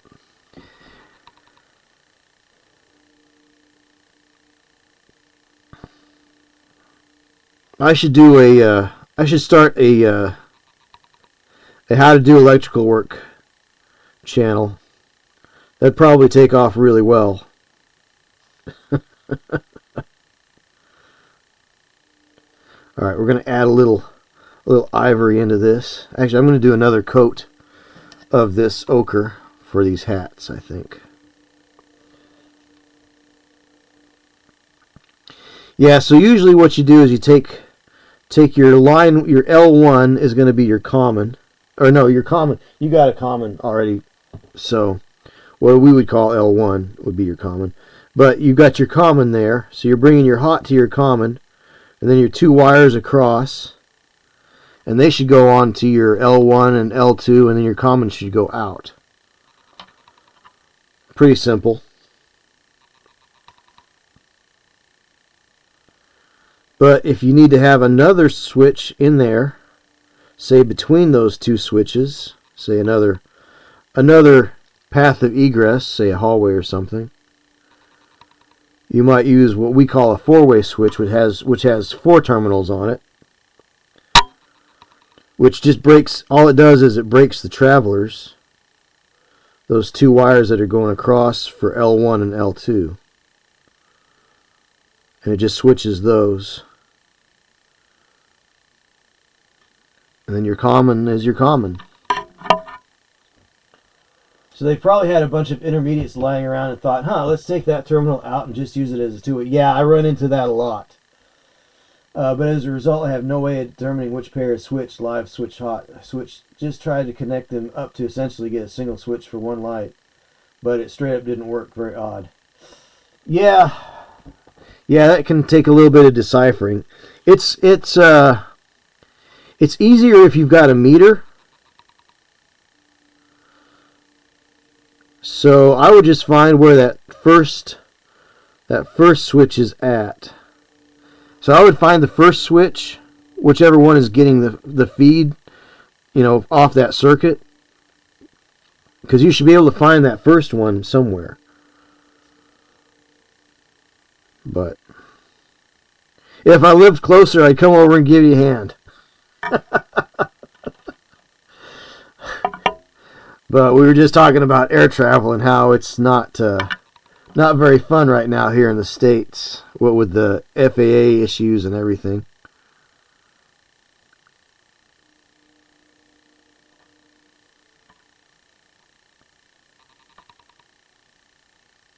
I just don't like flying anyway. At least not since 9/11. Especially not since then. TSA tends to strain out the camel and swallow, or strain out the gnat and swallow the camel,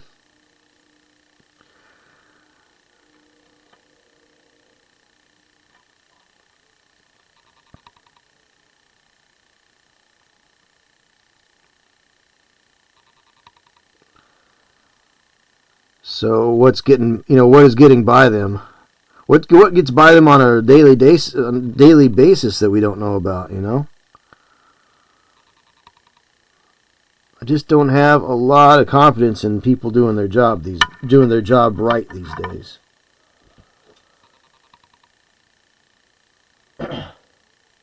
Yeah, it would be a blast.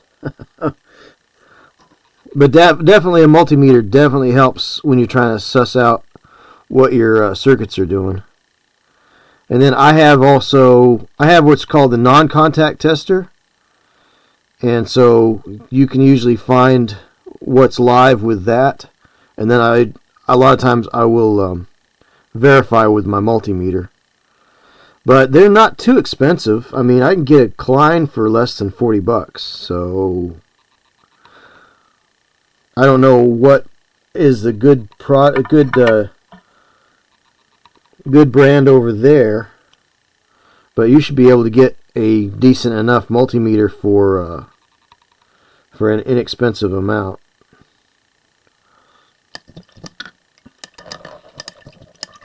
Probably in the 30 euro range.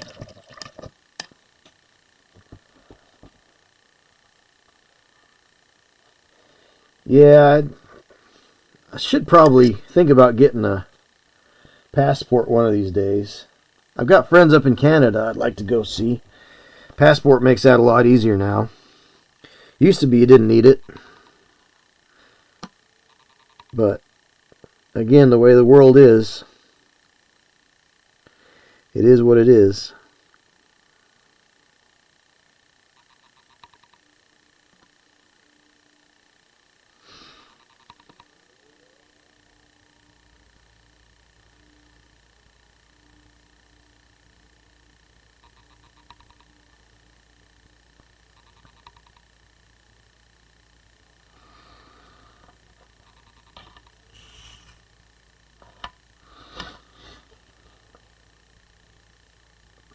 Patty's Parlor donated $20 to support the 988 Suicide and Crisis Lifeline. Thanks, Pat. Appreciate that. We are now at $141 out of $250 goal.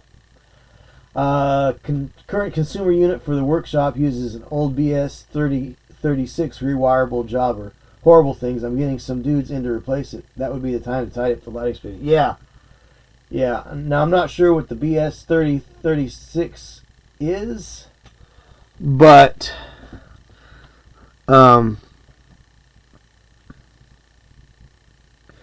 that's probably something from a European company. The only European company that I've ever dealt with, well, I used to work on printing presses some, So Honcho,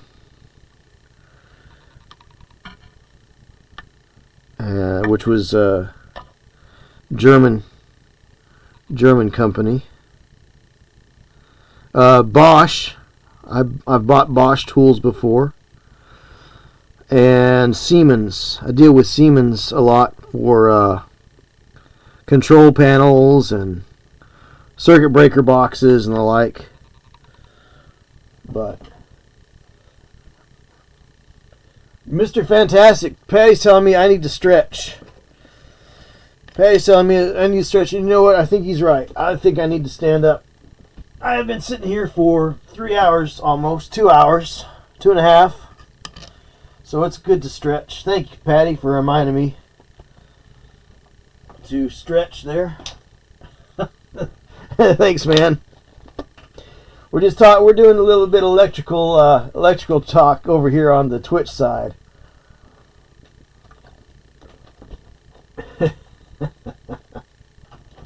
Four dual sockets plus a spur on the same ring as the 30 amp cooker. Oh wow, yeah, that's whoops, I just lost everything. Yeah, that's a no-no.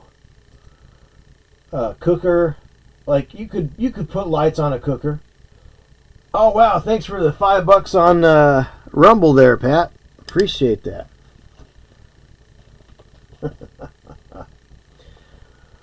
Let's see. Running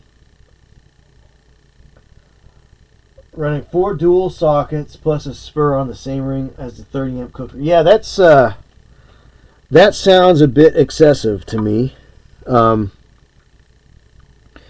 wouldn't normally put anything extra on a 30 amp breaker. Like a cooker, yeah, sure, 30 amps all day long, but that's all it's getting. You know, I'm not putting anything else on there.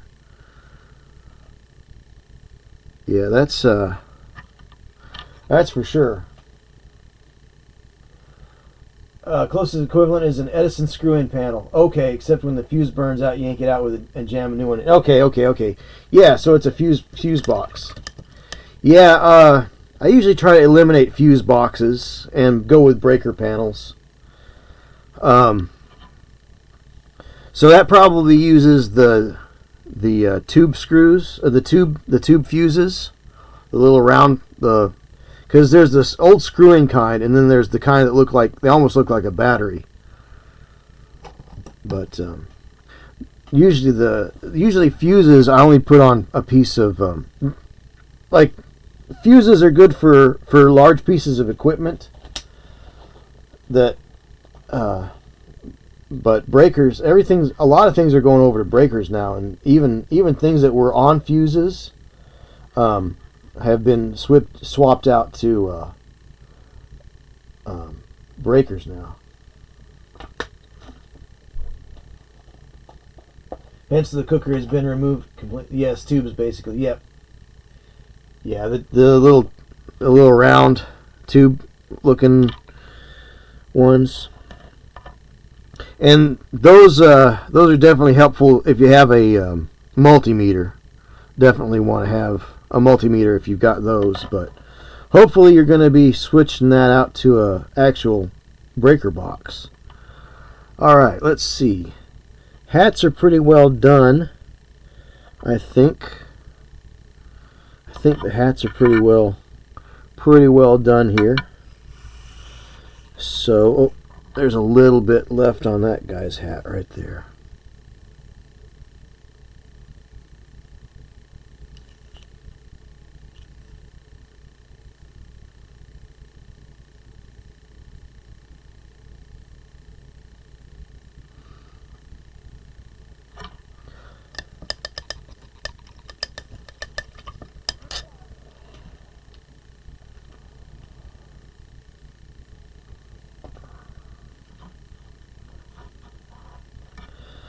Alright, so we got a nice little donation for the 988 Suicide and Crisis Lifeline.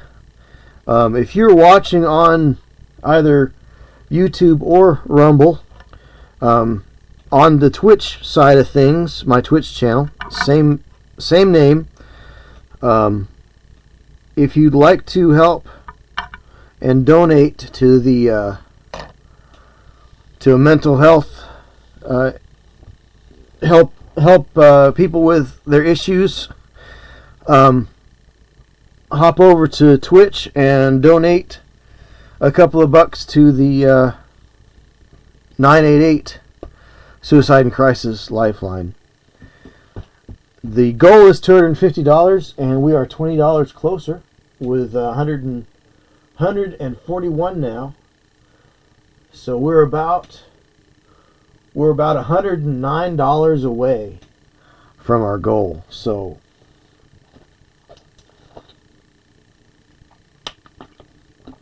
there you got. So that's going. But yeah, flying is not something I look forward to right now for various reasons. I mean, when the A300 Airbus started falling out of the sky for no good reason, and they're like, "Oh yeah, the software needs an update." It's like, really? But that seems to be the corporate way of doing things nowadays, is to release product that is not complete. You know, Workshop is doing it. Workshop sells you army books that aren't complete. Oh, you want to play Space Wolves? Oh, sorry, you need to have the Space Marine Codex to be able to play your Space Wolves. Oh, and by the way, there's this QR code in the back because everything that we've written in this book is now invalidated. I mean, come on.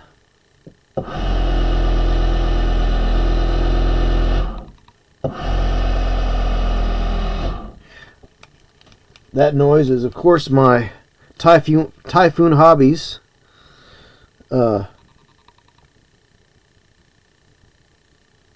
mixer. Not sponsored, by the way. Let's see. Replacing it with metal consumer using RCBOs on each circuit, UK equivalent of a panel with individual combo breakers. Yep. Yeah, the technology has come a long way.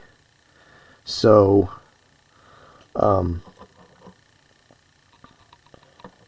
using breakers is so much better than fuses. So much better. All right.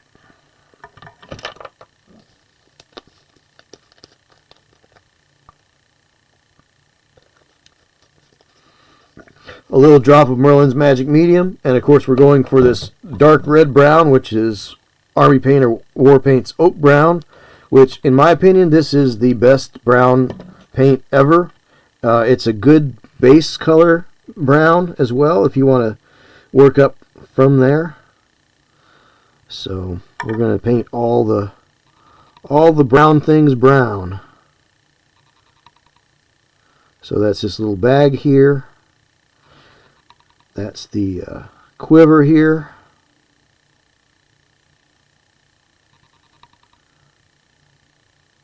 Looks like he's got a little scabbard right there as well. Not gonna. Got a little pouch. His belt.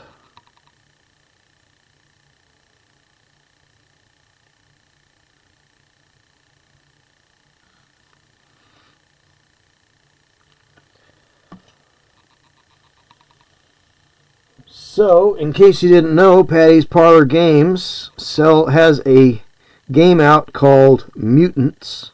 That's Mutants with an exclamation point behind it. And it is a pay what you want, available at Drive-Thru. Sorry, not Drive-Thru, War Games Vault. It's the same company, but it's at War Games Vault. So check it out. It's a fun little game, a little homebrew. And he's also a pretty amazing artist. He's done some work with various companies so far. I can't remember which ones they are, though, unfortunately. Sorry, Pat.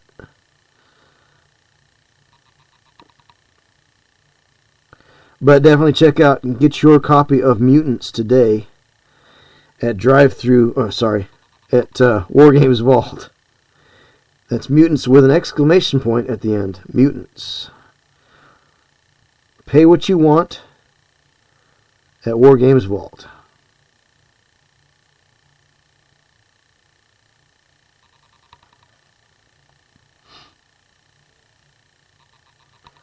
So check it out.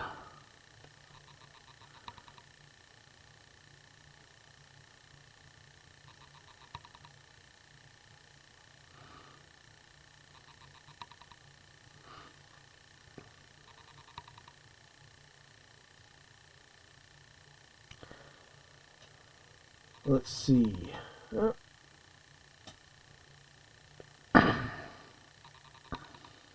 Yeah, I'm working on a place right now. I'm trying to get the owner to get rid of the old Push-O-Matic panel and put in a new one. Basically redo his whole service. Because here's the thing. So Pat, here's something to keep in mind. Is that according to the code now, according to the most recent code update, if you change out a breaker panel, you also need to change out the meter base too, and install a disconnect. So meter base disconnect service panel. My AHJ kind of dinged me on that last summer. Dinged me in the sense that he let me know about it, and I was like, well, I'm not changing out the meter base. Why do I need to change out? It's like, nope, gotta do it from here on out. I'll let it slide this time. Like, alright.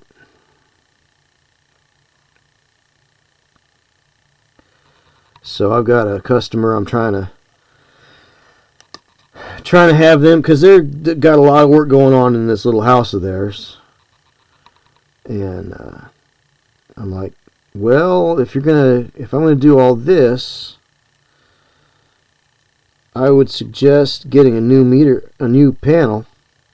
But if you get a new panel, we got to put a new meter, new service in altogether. So. But when you find out who's on the panel board, the code panel, it makes a lot of sense why they're making it more expensive for the consumer. You know, it's like everybody's got to get paid. You know, yeesh. It's kind of like arc fault. All this arc fault business, you know.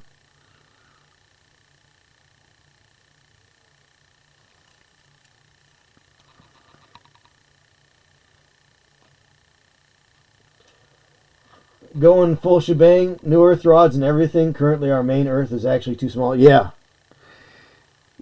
that's like my place right here. I should run a second grounding rod as well, because they only have the one that I can tell.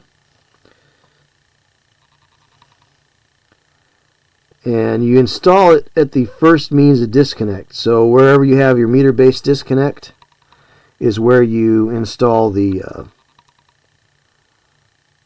ground rod. So eventually I've got to install another ground rod,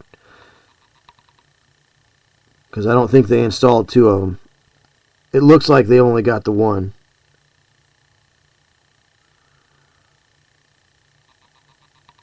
I also need to put some GFCI utility receptacles outside, convenience receptacles outside. I've got a snowblower, but it's electric, but I don't have any outside receptacles to plug into it. So that's not good. It's pretty bad for an electrician not to have those things dialed in, you know. And I need to put some lights up in my living room. I'm going to put some puck lights in, but I have not had time to do those. I wanted to do it over Christmas, but that just didn't happen.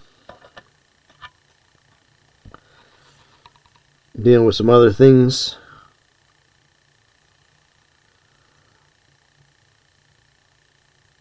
Around that time.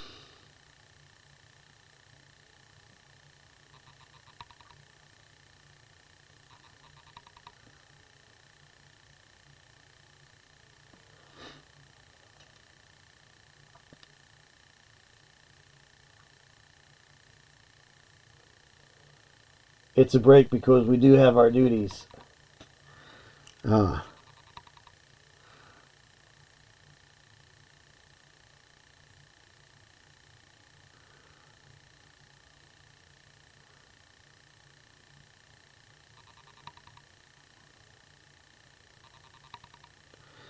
So Pat's saying that it's a break, not a vacation, or not an escape.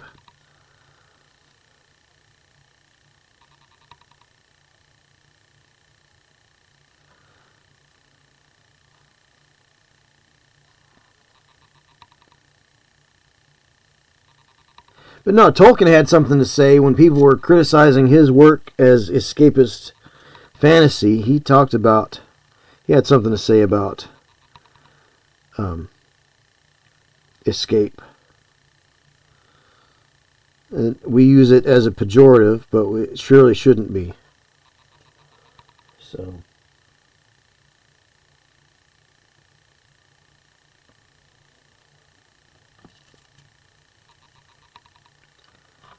But it's kind of like, I'm glad I'm not a plumber.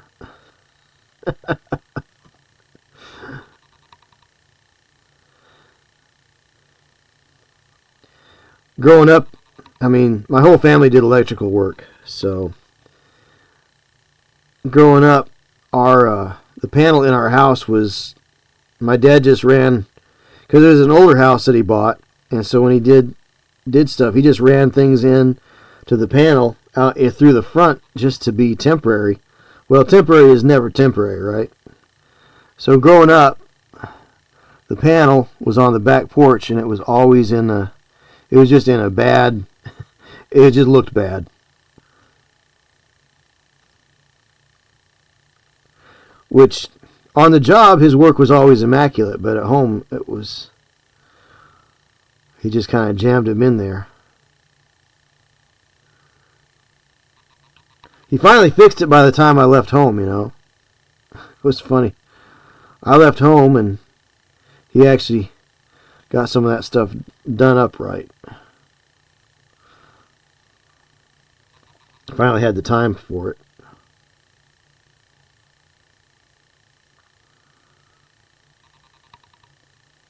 I guess.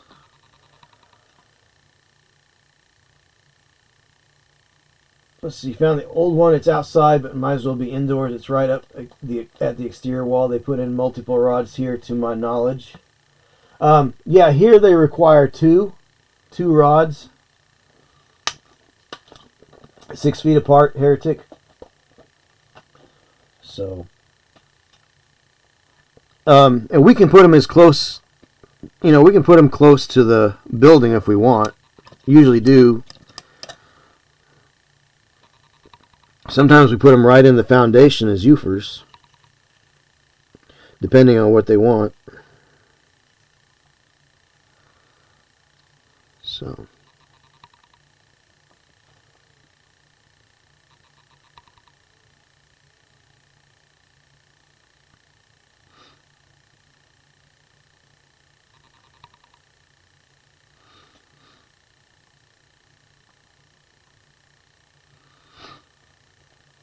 If you grab a photo of our main board, we call it a Jodrell bank. Yeah.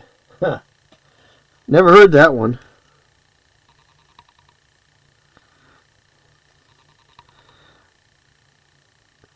It's funny what things are called in different parts of the world.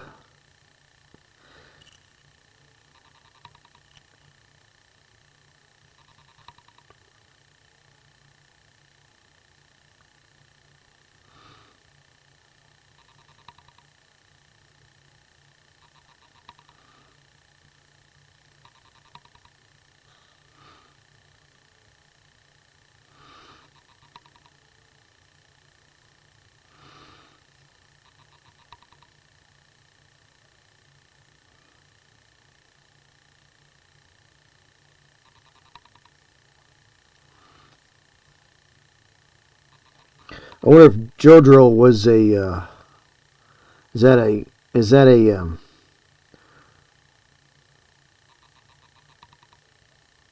brand name, or is that just maybe the name of the person that came up with it, or is it?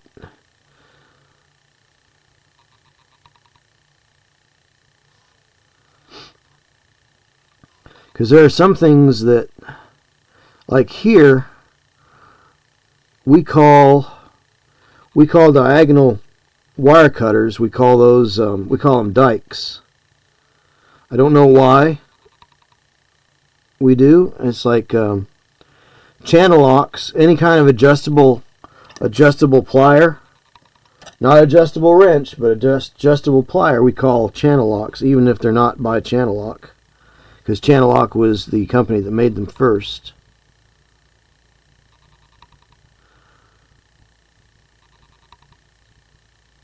Or made a more reliable version of it. Some people would call it a adjustable pipe wrench, or a adjustable wrench. Not an adjustable wrench, because an adjustable wrench is different than adjustable pliers. But adjustable pliers are often called channel locks, even if they're by another company. Kind of like all interlocking blocks are not Legos, but Legos are always interlocking blocks. Facial tissue is not always Kleenex, but all Kleenex is facial tissue. Kind of like that. It's mostly a joke. Jodrell Bank is a major radio observatory with extremely over-engineered redundant power infrastructure. Ah, okay. I see. The more you know.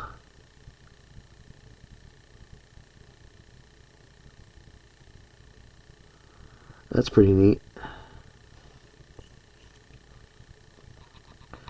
Ah, yes. Over-engineering. You gotta love it.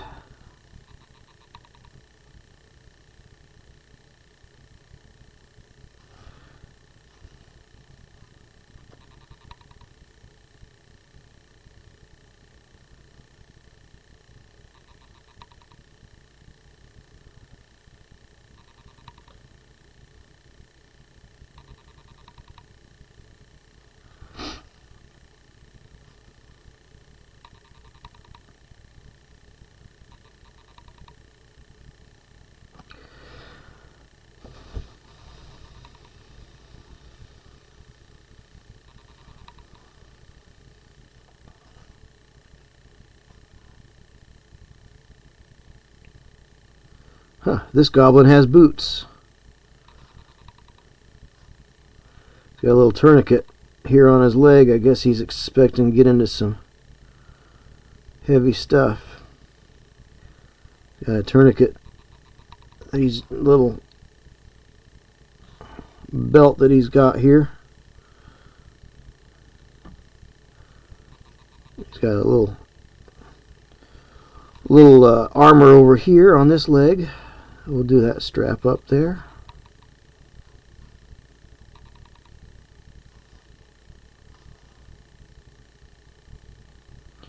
Yeah, he's got a little wristband over here.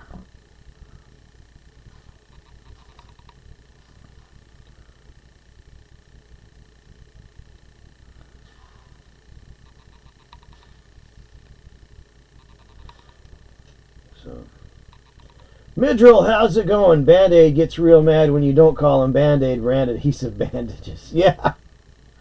How's it going, Midrill? Good to see you. Folks, give Midrill a follow. He's a fellow hobbyist, painter extraordinaire.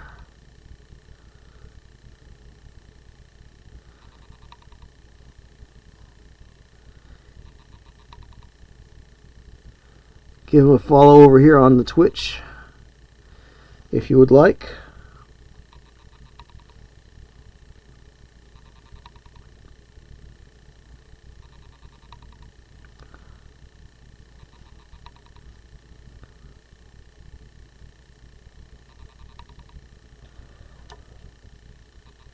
Good to hang. I try to lurk when I can. Life treating me well?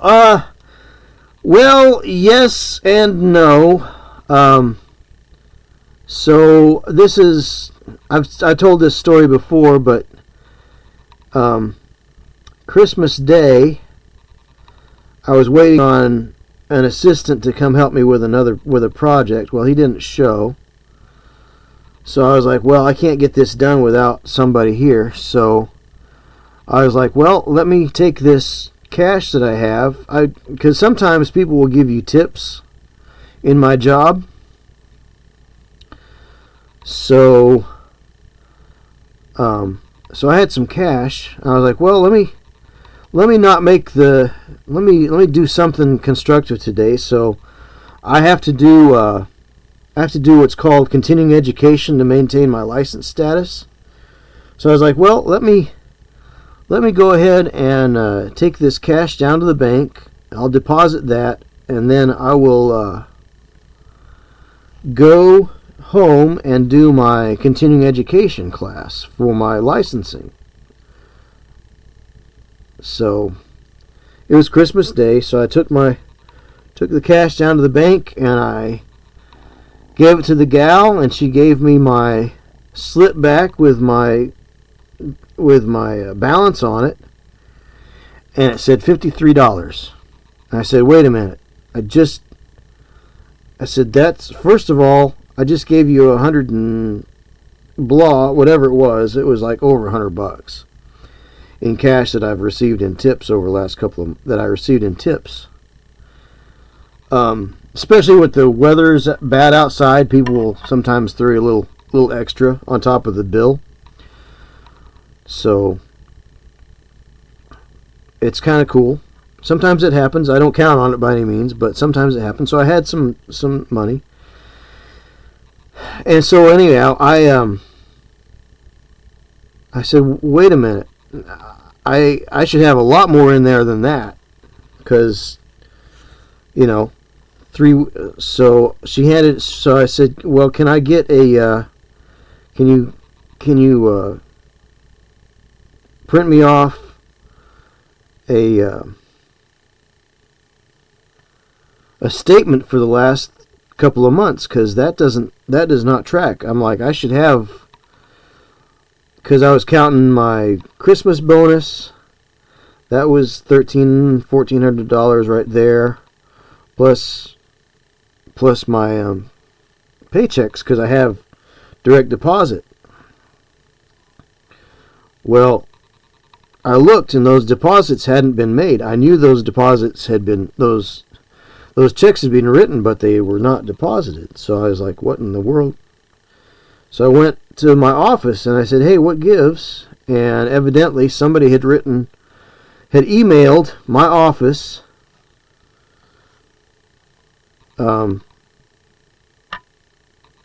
some new numbers for a claimed to be me. They used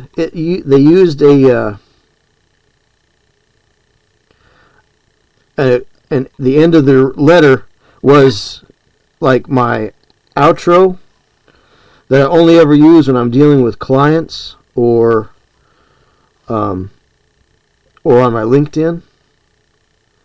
So it said my name plus,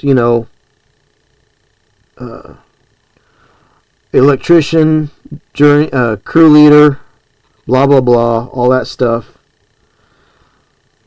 And it was only things that I would only ever use when dealing with customers. And so they unironically went with the new information that was included in that email, which was not something that I had sent. So 4 weeks of paychecks went off into the ether.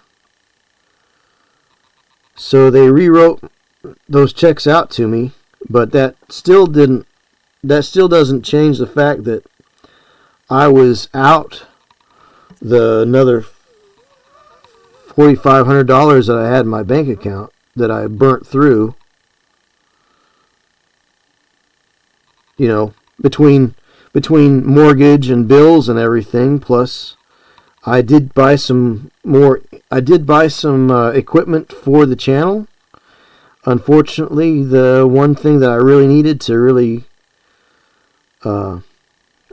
really dress this endeavor up, I couldn't buy because I didn't have the money at that time. So,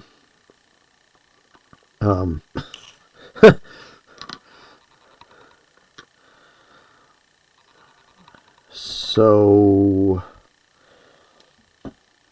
It was pretty awful. Oh, 30 minutes behind on the stream, yeah. Watching on Rumble and Twitch. Oh, okay. Have Rumble going at Twitch pause so I don't have to get interruptions. Yeah, understandable. yeah.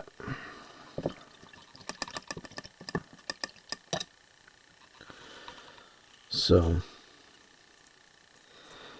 Midrell, that's how things have been going. And then the last couple of weeks with the weather, between weather and health, I haven't had much work. So that is my sob story. I basically got robbed. Because that's money that I'll never see again. Like, I got my paychecks reissued to me. That was no problem.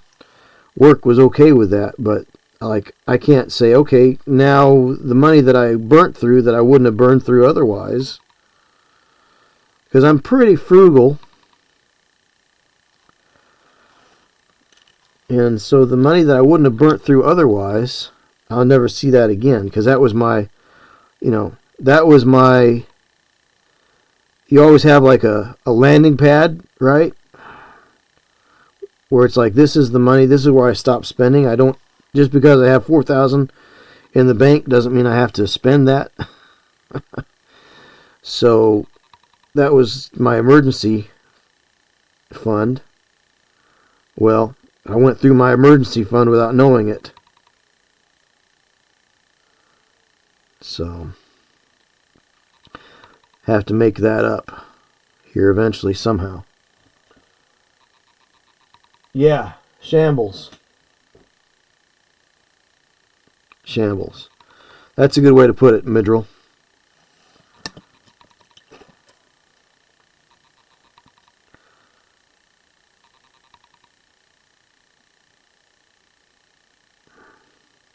So part of me wants to see about putting up a GoFundMe to try to make that back, but I mean, feels sort of dishonest doing that. Not that it's dishonest to beg. If you need something, it's nothing wrong with asking for help, but you know, it's just one of those things.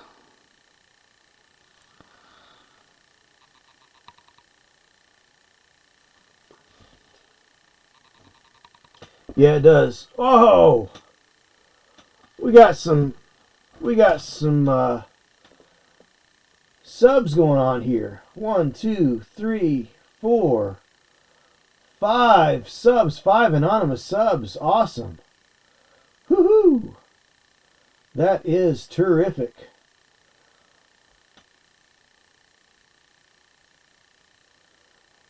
Wow. DD Mini's got a gift sub. Heretic Scott's got a gift sub. Holy Fire Them's got a gift sub. Monster Den Minis has a gift sub now. Awesome. Had to write a 9,000 credit card bill. My kid's schooling and my radon mitigation installation. I feel it. Yeah. Yeah, well, those things though are kind of those kind of things like radon mitigation and school for kids, those are things that you know about and they're going to happen. But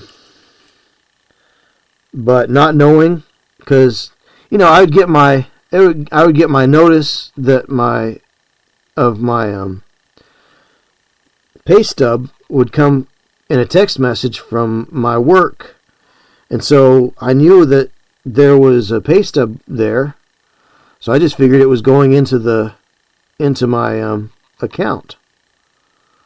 Well, it didn't go into my account. It went to somebody else's account.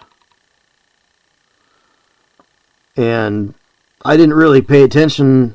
I don't really check my account from the bank because I know what's going out. You know, I know when my credit card payment goes out. I know when my mortgage goes out. Those are things that I know. I also know the amount that I have those set up on. So, you know, as long as I don't go crazy buying a bunch of stuff, I'm going to always be gaining, right? Well, you can't gain when you don't have anything coming in. So, but thank you whoever did the gift subs. Thank you very much for that. Appreciate that. That helps a lot. It's going to help. A little bit goes a long way. So thank you for that, whoever did that. Appreciate it. And we almost got a hype train going. So,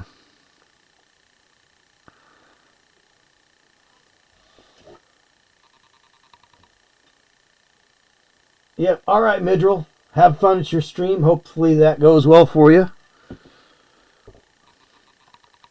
So, come in and check in on what you're painting over there here in a minute.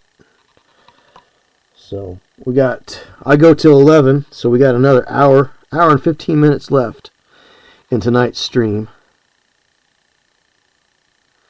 So, thank you all for showing up for my first, well, this is actually my second stream. I did my big streamiversary stream this past Saturday. Just as a note, I am changing my schedule for this year. It is going to be every Thursday and every alternating Saturday. So this Saturday I won't be streaming, but next Saturday I will. But I will always be on Thursday evenings, but every other Saturday. I think that way it frees up my Tuesday nights for other things that I need to do. And Saturday seems like it's a pretty decent day for streaming. But I also wanted to be able to have it flexible enough to where if social engagements come up, I'm not so tied down to only being on Saturdays. So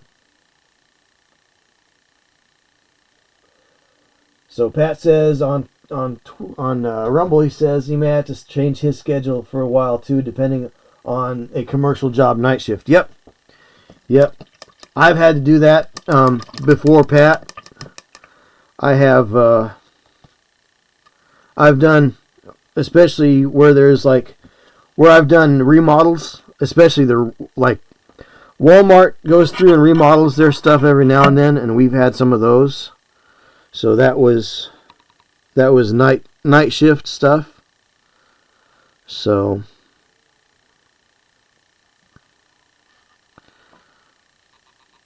that was before I started the channel. But definitely projects like that can mess with your schedule. But they can also but they can also reveal other options as well. So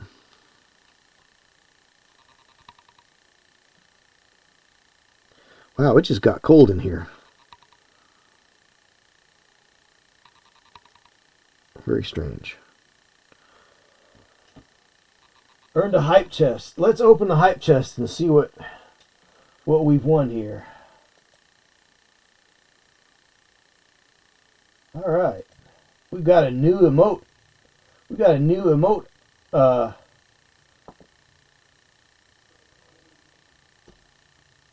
To use here.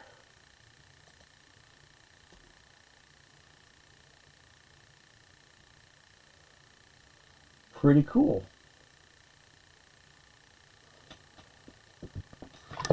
So thank you for that, Anonymous. That's pretty awesome. See, we do have the best. We have the best community over here in the Pocket Dimension.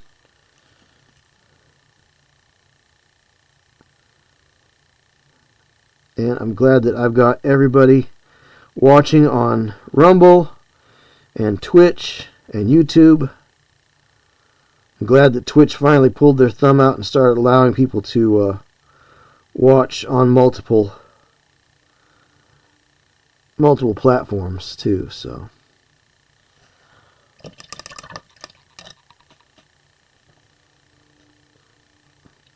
if you are watching on YouTube or YouTube or Rumble, feel free to like, share, subscribe if you haven't already. Lots of great content coming your way over the next year, I hope. Now that I've sort of learned what I can and can't do as a content creator with edited videos. I try to do more with shorts, but I did a couple of shorts, they didn't really hit, which is fine.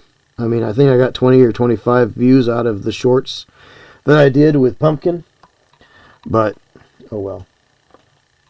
I do need to get going myself. I need to lock in for a bit before stream tonight myself. Love you, man. Thanks, Pat. We'll stop in on your stream as well later on. So, catch you later, man. So...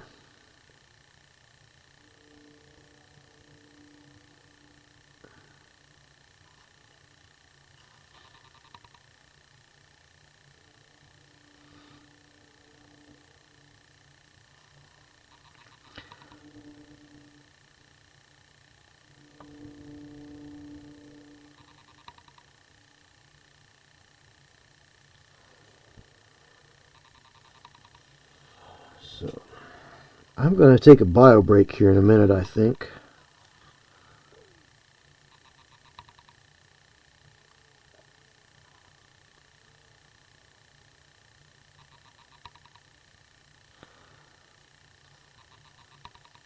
I'm not sure why my furnace isn't kicking on. It feels cold. It feels a lot colder than it has. And I got a new weather alert coming through here, so we'll see what that's all about here. Winter weather advisory. What is this?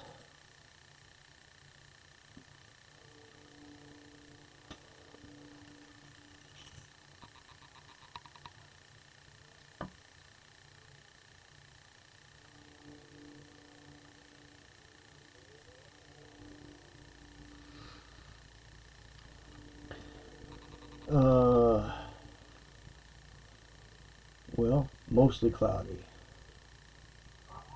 Well, that didn't tell me anything. 21 degrees. It's not telling me anything. I hate that.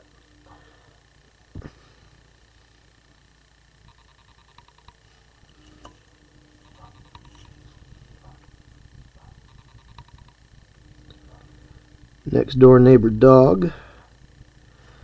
Keep meaning to bring them some treats. Because they always come out whenever I'm out in my yard. They come out and bark at me a little bit. They're the cutest little guys.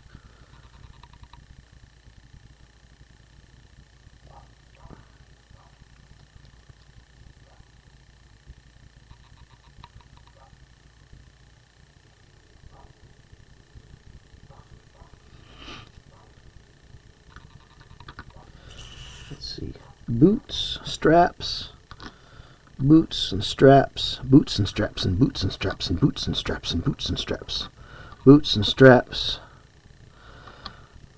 Shaft. Yeah. Cool.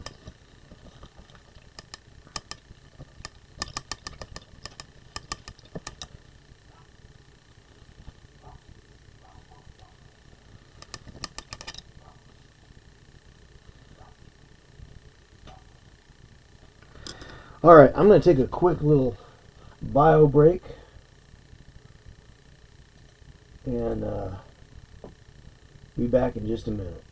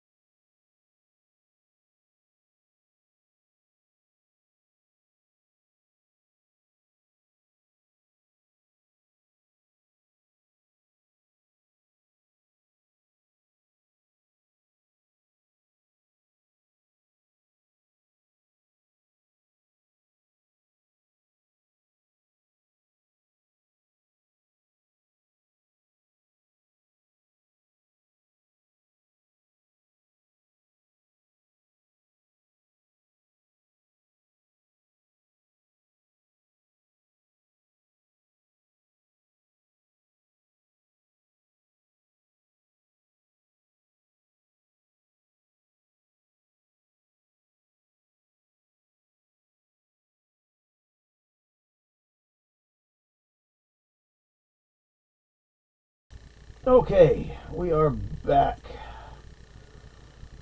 Bio break. Bio break. Always important.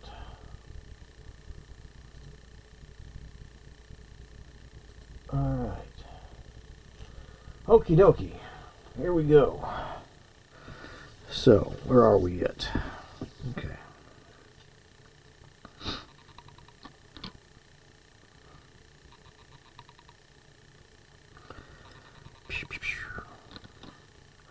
Wow. Okay, furnace is on, so it should be getting a little bit warmer in here. It was starting to get chilly.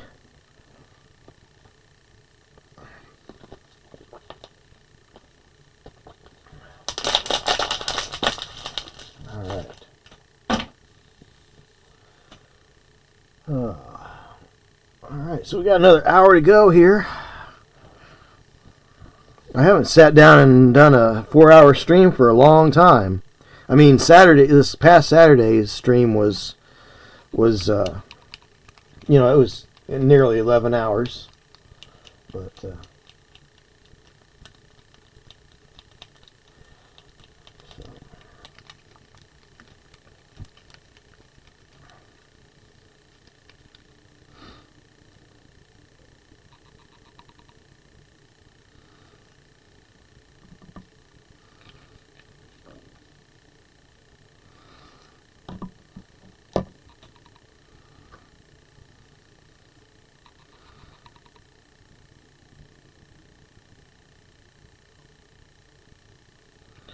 All right.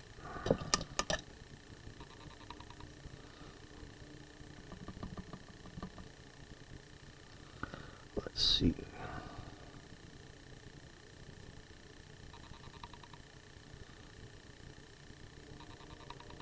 I can't tell if he's got a belt on or not.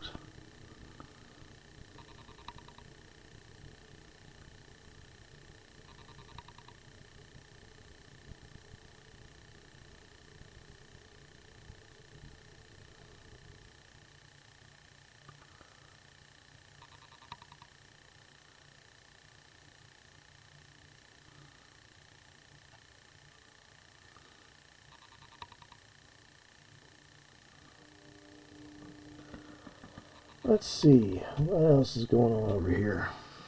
So these are the last 4 of this group here. I think after this, so there's wood there. Wood and leather are all just going to get oak brown. Like I said, I'm not going too crazy with these.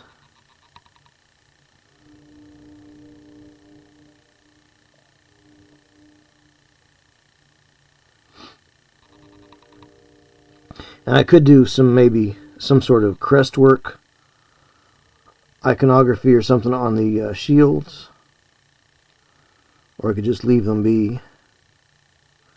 If I leave them be, they're more generic, And if I put on some kind of a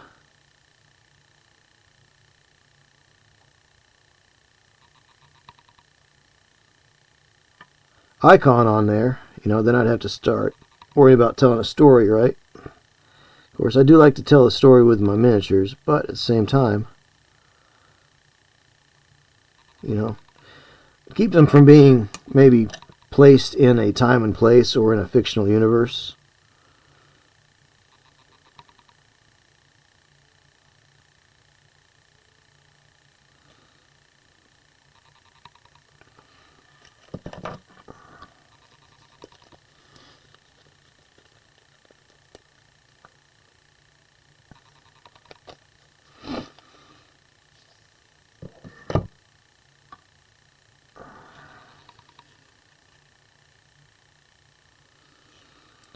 All right, let's see.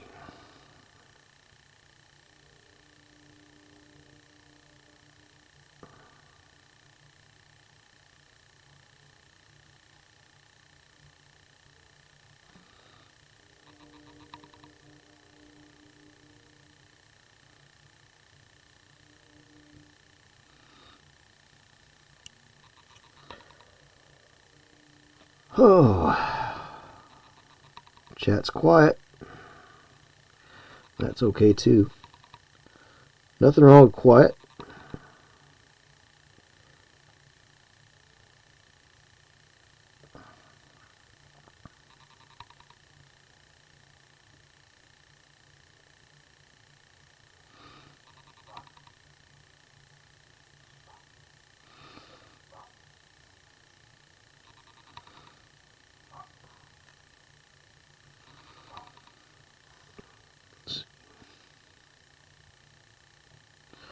So we'll give that a little, That's a wood shaft right there.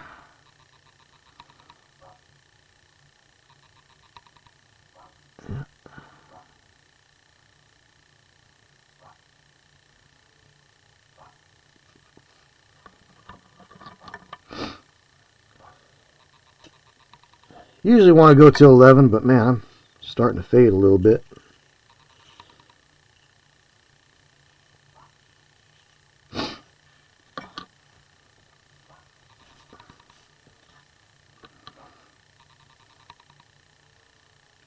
And I'm kind of hungry too. I'd like to get something to eat.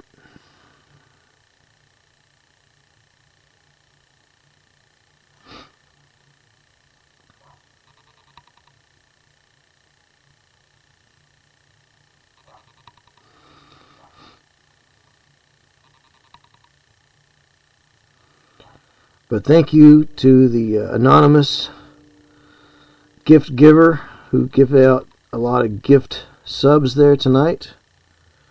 Appreciate that. And I'm sure that the people that received those gift subs are going to appreciate it as well.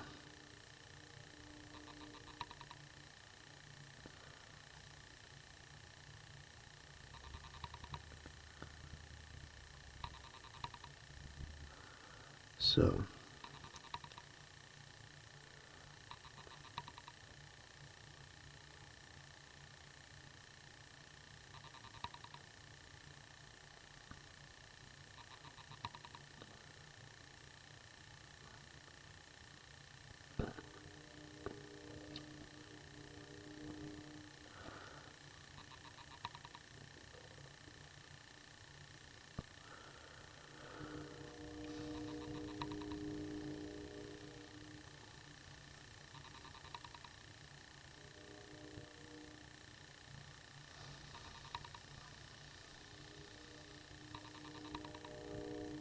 but that will help me as well. So I really do appreciate that. That was very kind, very generous.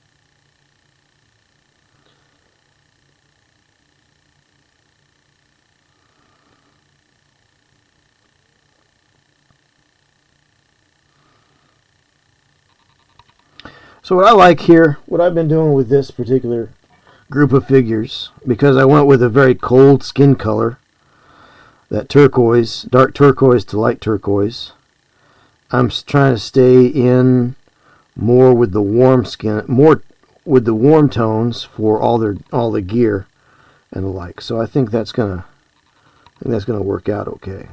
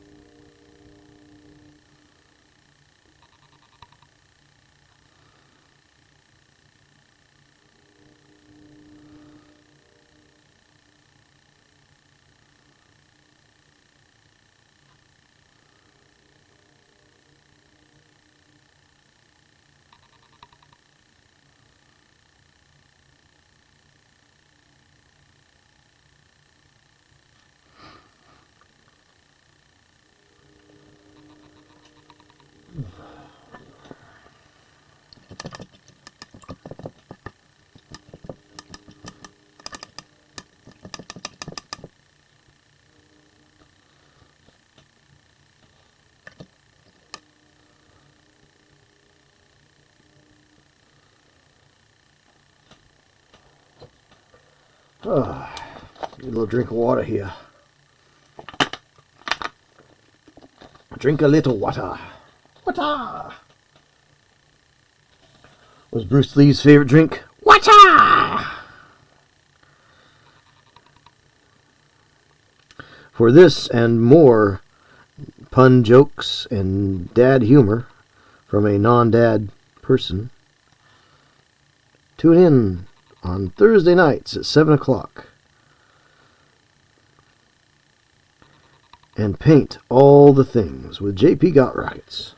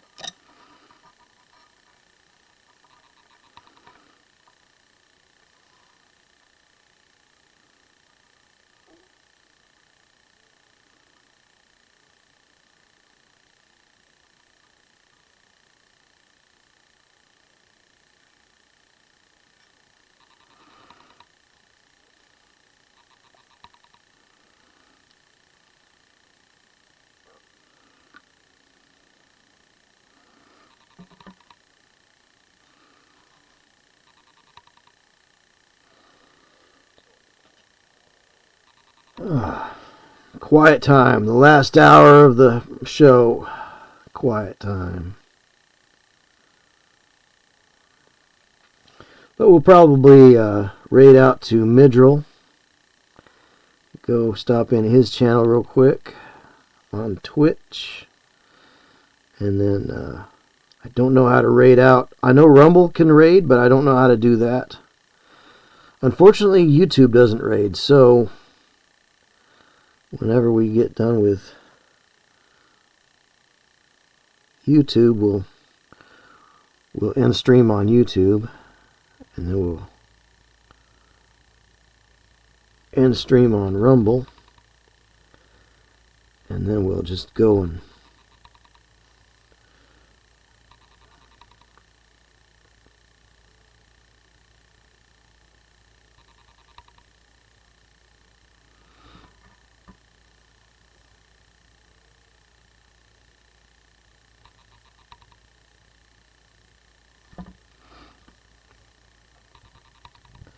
go and raid out on Twitch. So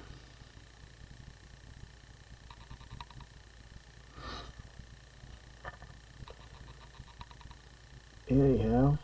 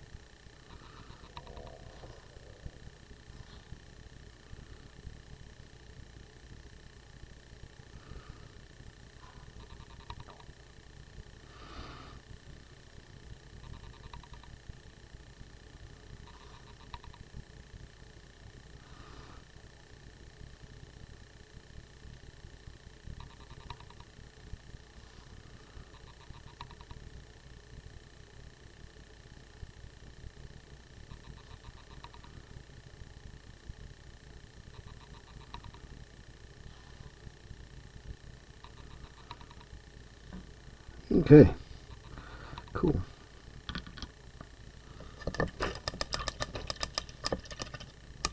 Pocket Dimension is getting kind of cold here, even though the furnace is going.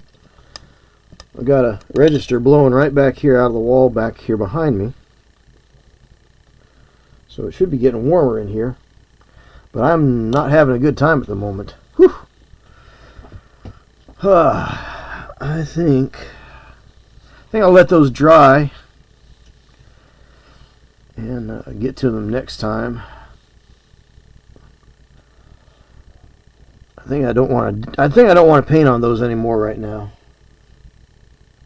I think I don't. Actually, I do. Look, here are the bows. I can paint the bows on these guys.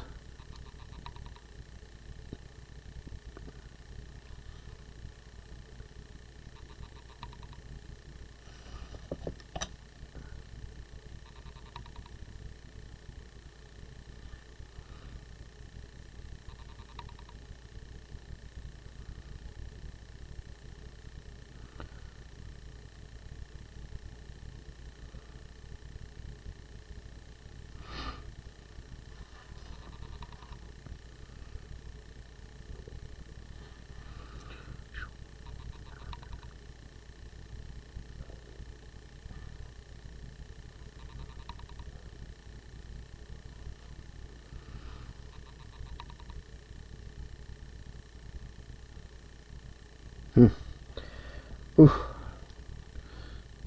I think I'm hungry, cold, hands shaking.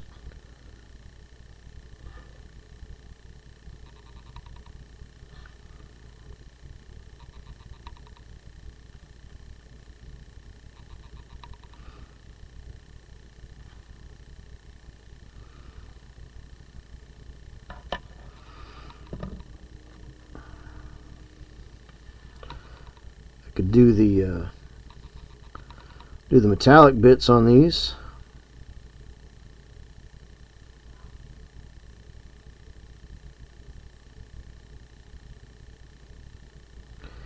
Yo ho, yo ho, a pirate's life for me.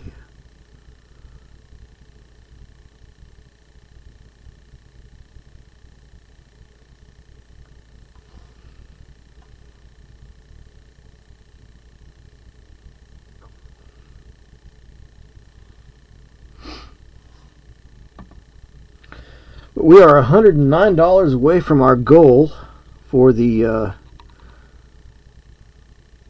988 Lifeline. The 988 Lifeline is doing some good work for people.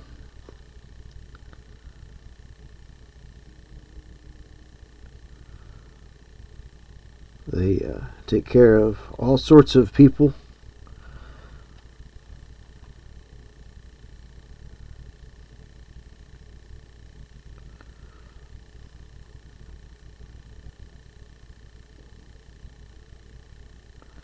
So, if you can throw a couple of dollars into the kitty on the donate to charity button on my Twitch channel, feel free to do that.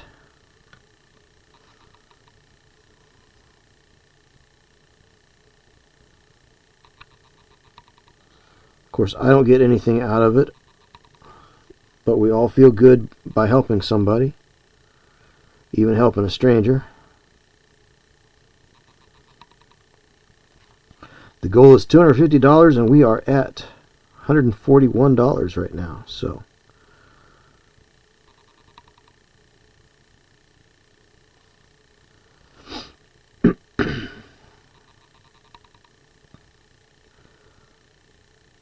$109 left to reach our goal.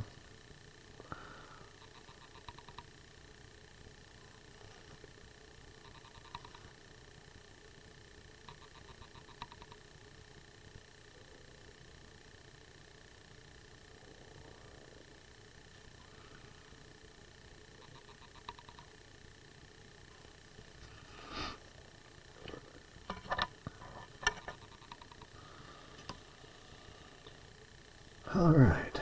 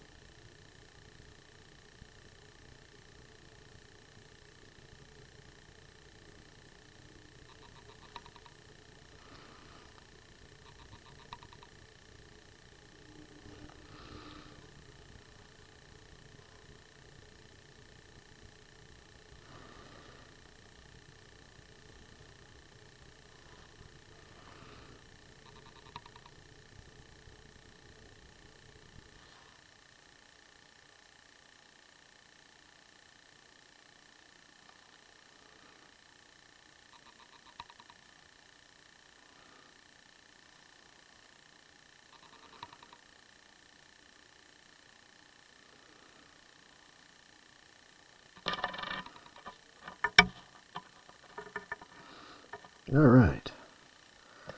So all the wood is done. Well, I'd probably go back over and do another coat on the brown bits.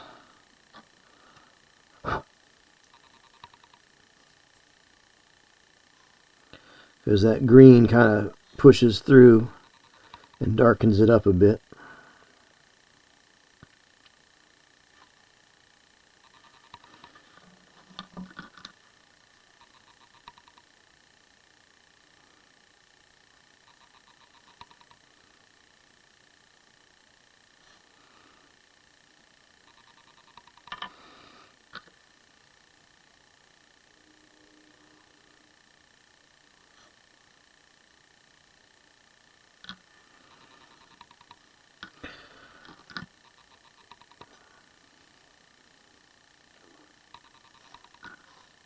Oh, I forgot to do his leather armor here.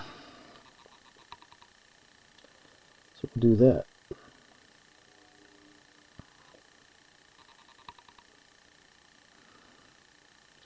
Almost 10:30 here.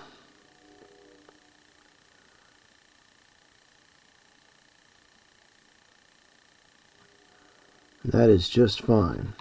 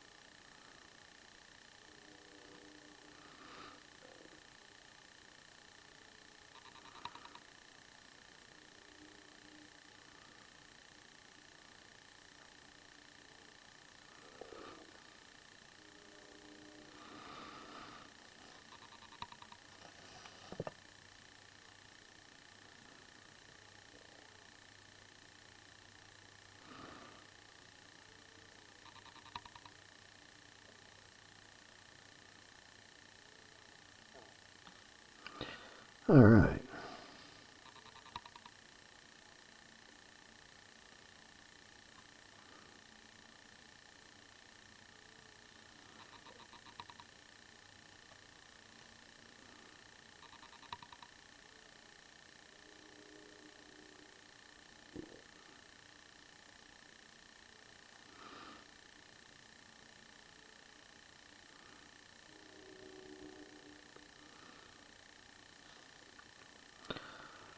Cool. All right. Let's see if we've got anything else any other spots that I missed.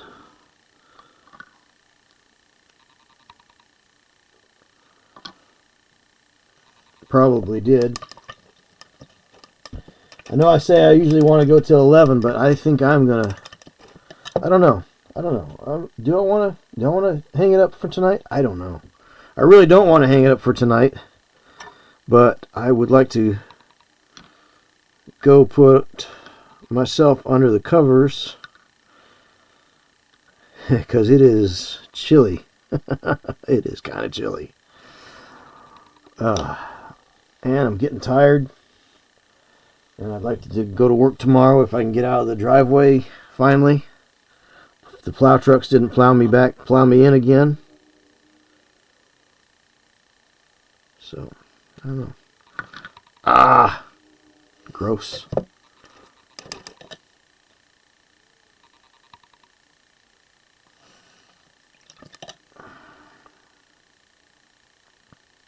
Drop it into the wet paint there.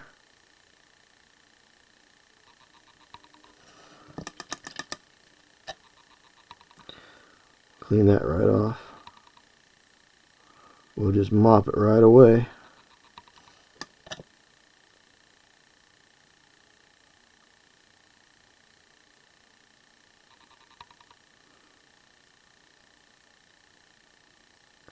No big deal, nothing to get excited about.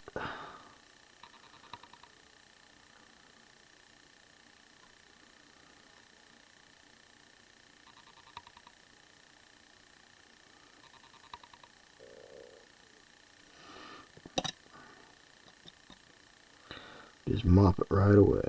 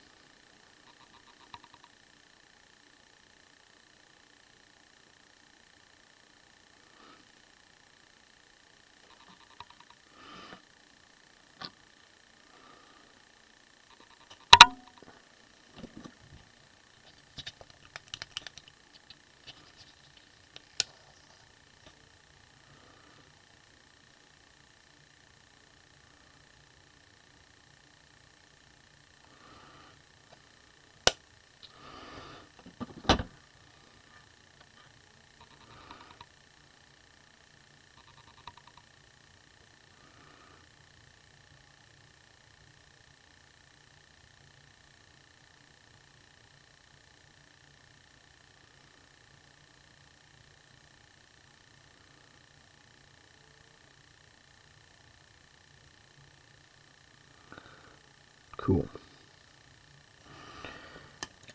There's a few bits and pieces I think I missed there. Like I missed part of his hat over here between his shoulder and his cheek. But I always pick that up later. Or not at all. Doesn't matter. These are not the greatest paint jobs because these are not the greatest figures.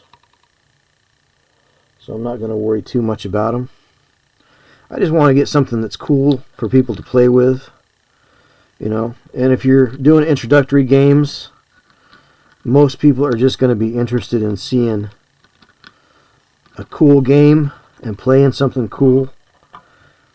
They're not going to be too overly. They're going to be more impressed that you have painted miniatures rather than the quality of the painted miniatures. Though these are low quality miniatures to begin with. Doing a mid-quality paint job on them, I think.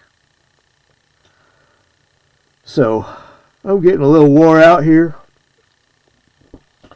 It's my first official stream back to streaming, and remember I did also change up the schedule now. So I think I'm going to call it. So, for the time being, I think it's going to be a matter of see you on the next stream, which is going to be next Thursday. I'll probably have these finished before then. But then we're going to be working on some more things for playing Song of Blades and Heroes. I've got some rat swarms here to do. I got 3 rat swarms. I thought about doing up with 3 each, but you know, three rats per tile, which would have given me 4 swarms, which might have been better. But I like working in groups of 3s like that. I just like 3s. I've got 3 swarms of bats here. So 3 bat swarms to do up. That's going to be fun. 3 bat swarms, 3 rat swarms, bats and rats. Da-na-na-na-na-na-na-na. Right? And then I've got orcs. Orcs. Lots of orcs to do. Orcs. Boom. And I need to get some more of these guys right here, the guys with the spears. I've got lots of guys with the swords, but some guys with the spears would be great. And then I've got some orc archers over here. 6 of them. Because I always like the idea of maybe orcs aren't really particularly fond of bows and arrows because it's more of a elfy weapon. So maybe they stay away from those. I don't know. So let's see.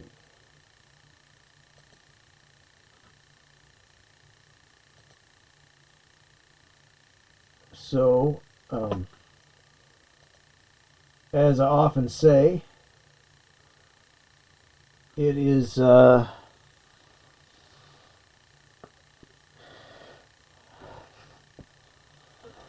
don't forget, always keep on painting and keep on playing. The sun is coming up tomorrow and the world is a better place with you in it, no matter how bad today might have been for you. So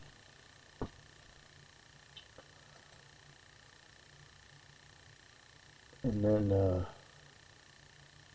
we're going to go ahead and raid out over on Twitch. And we're going to say goodnight to everybody on Rumble and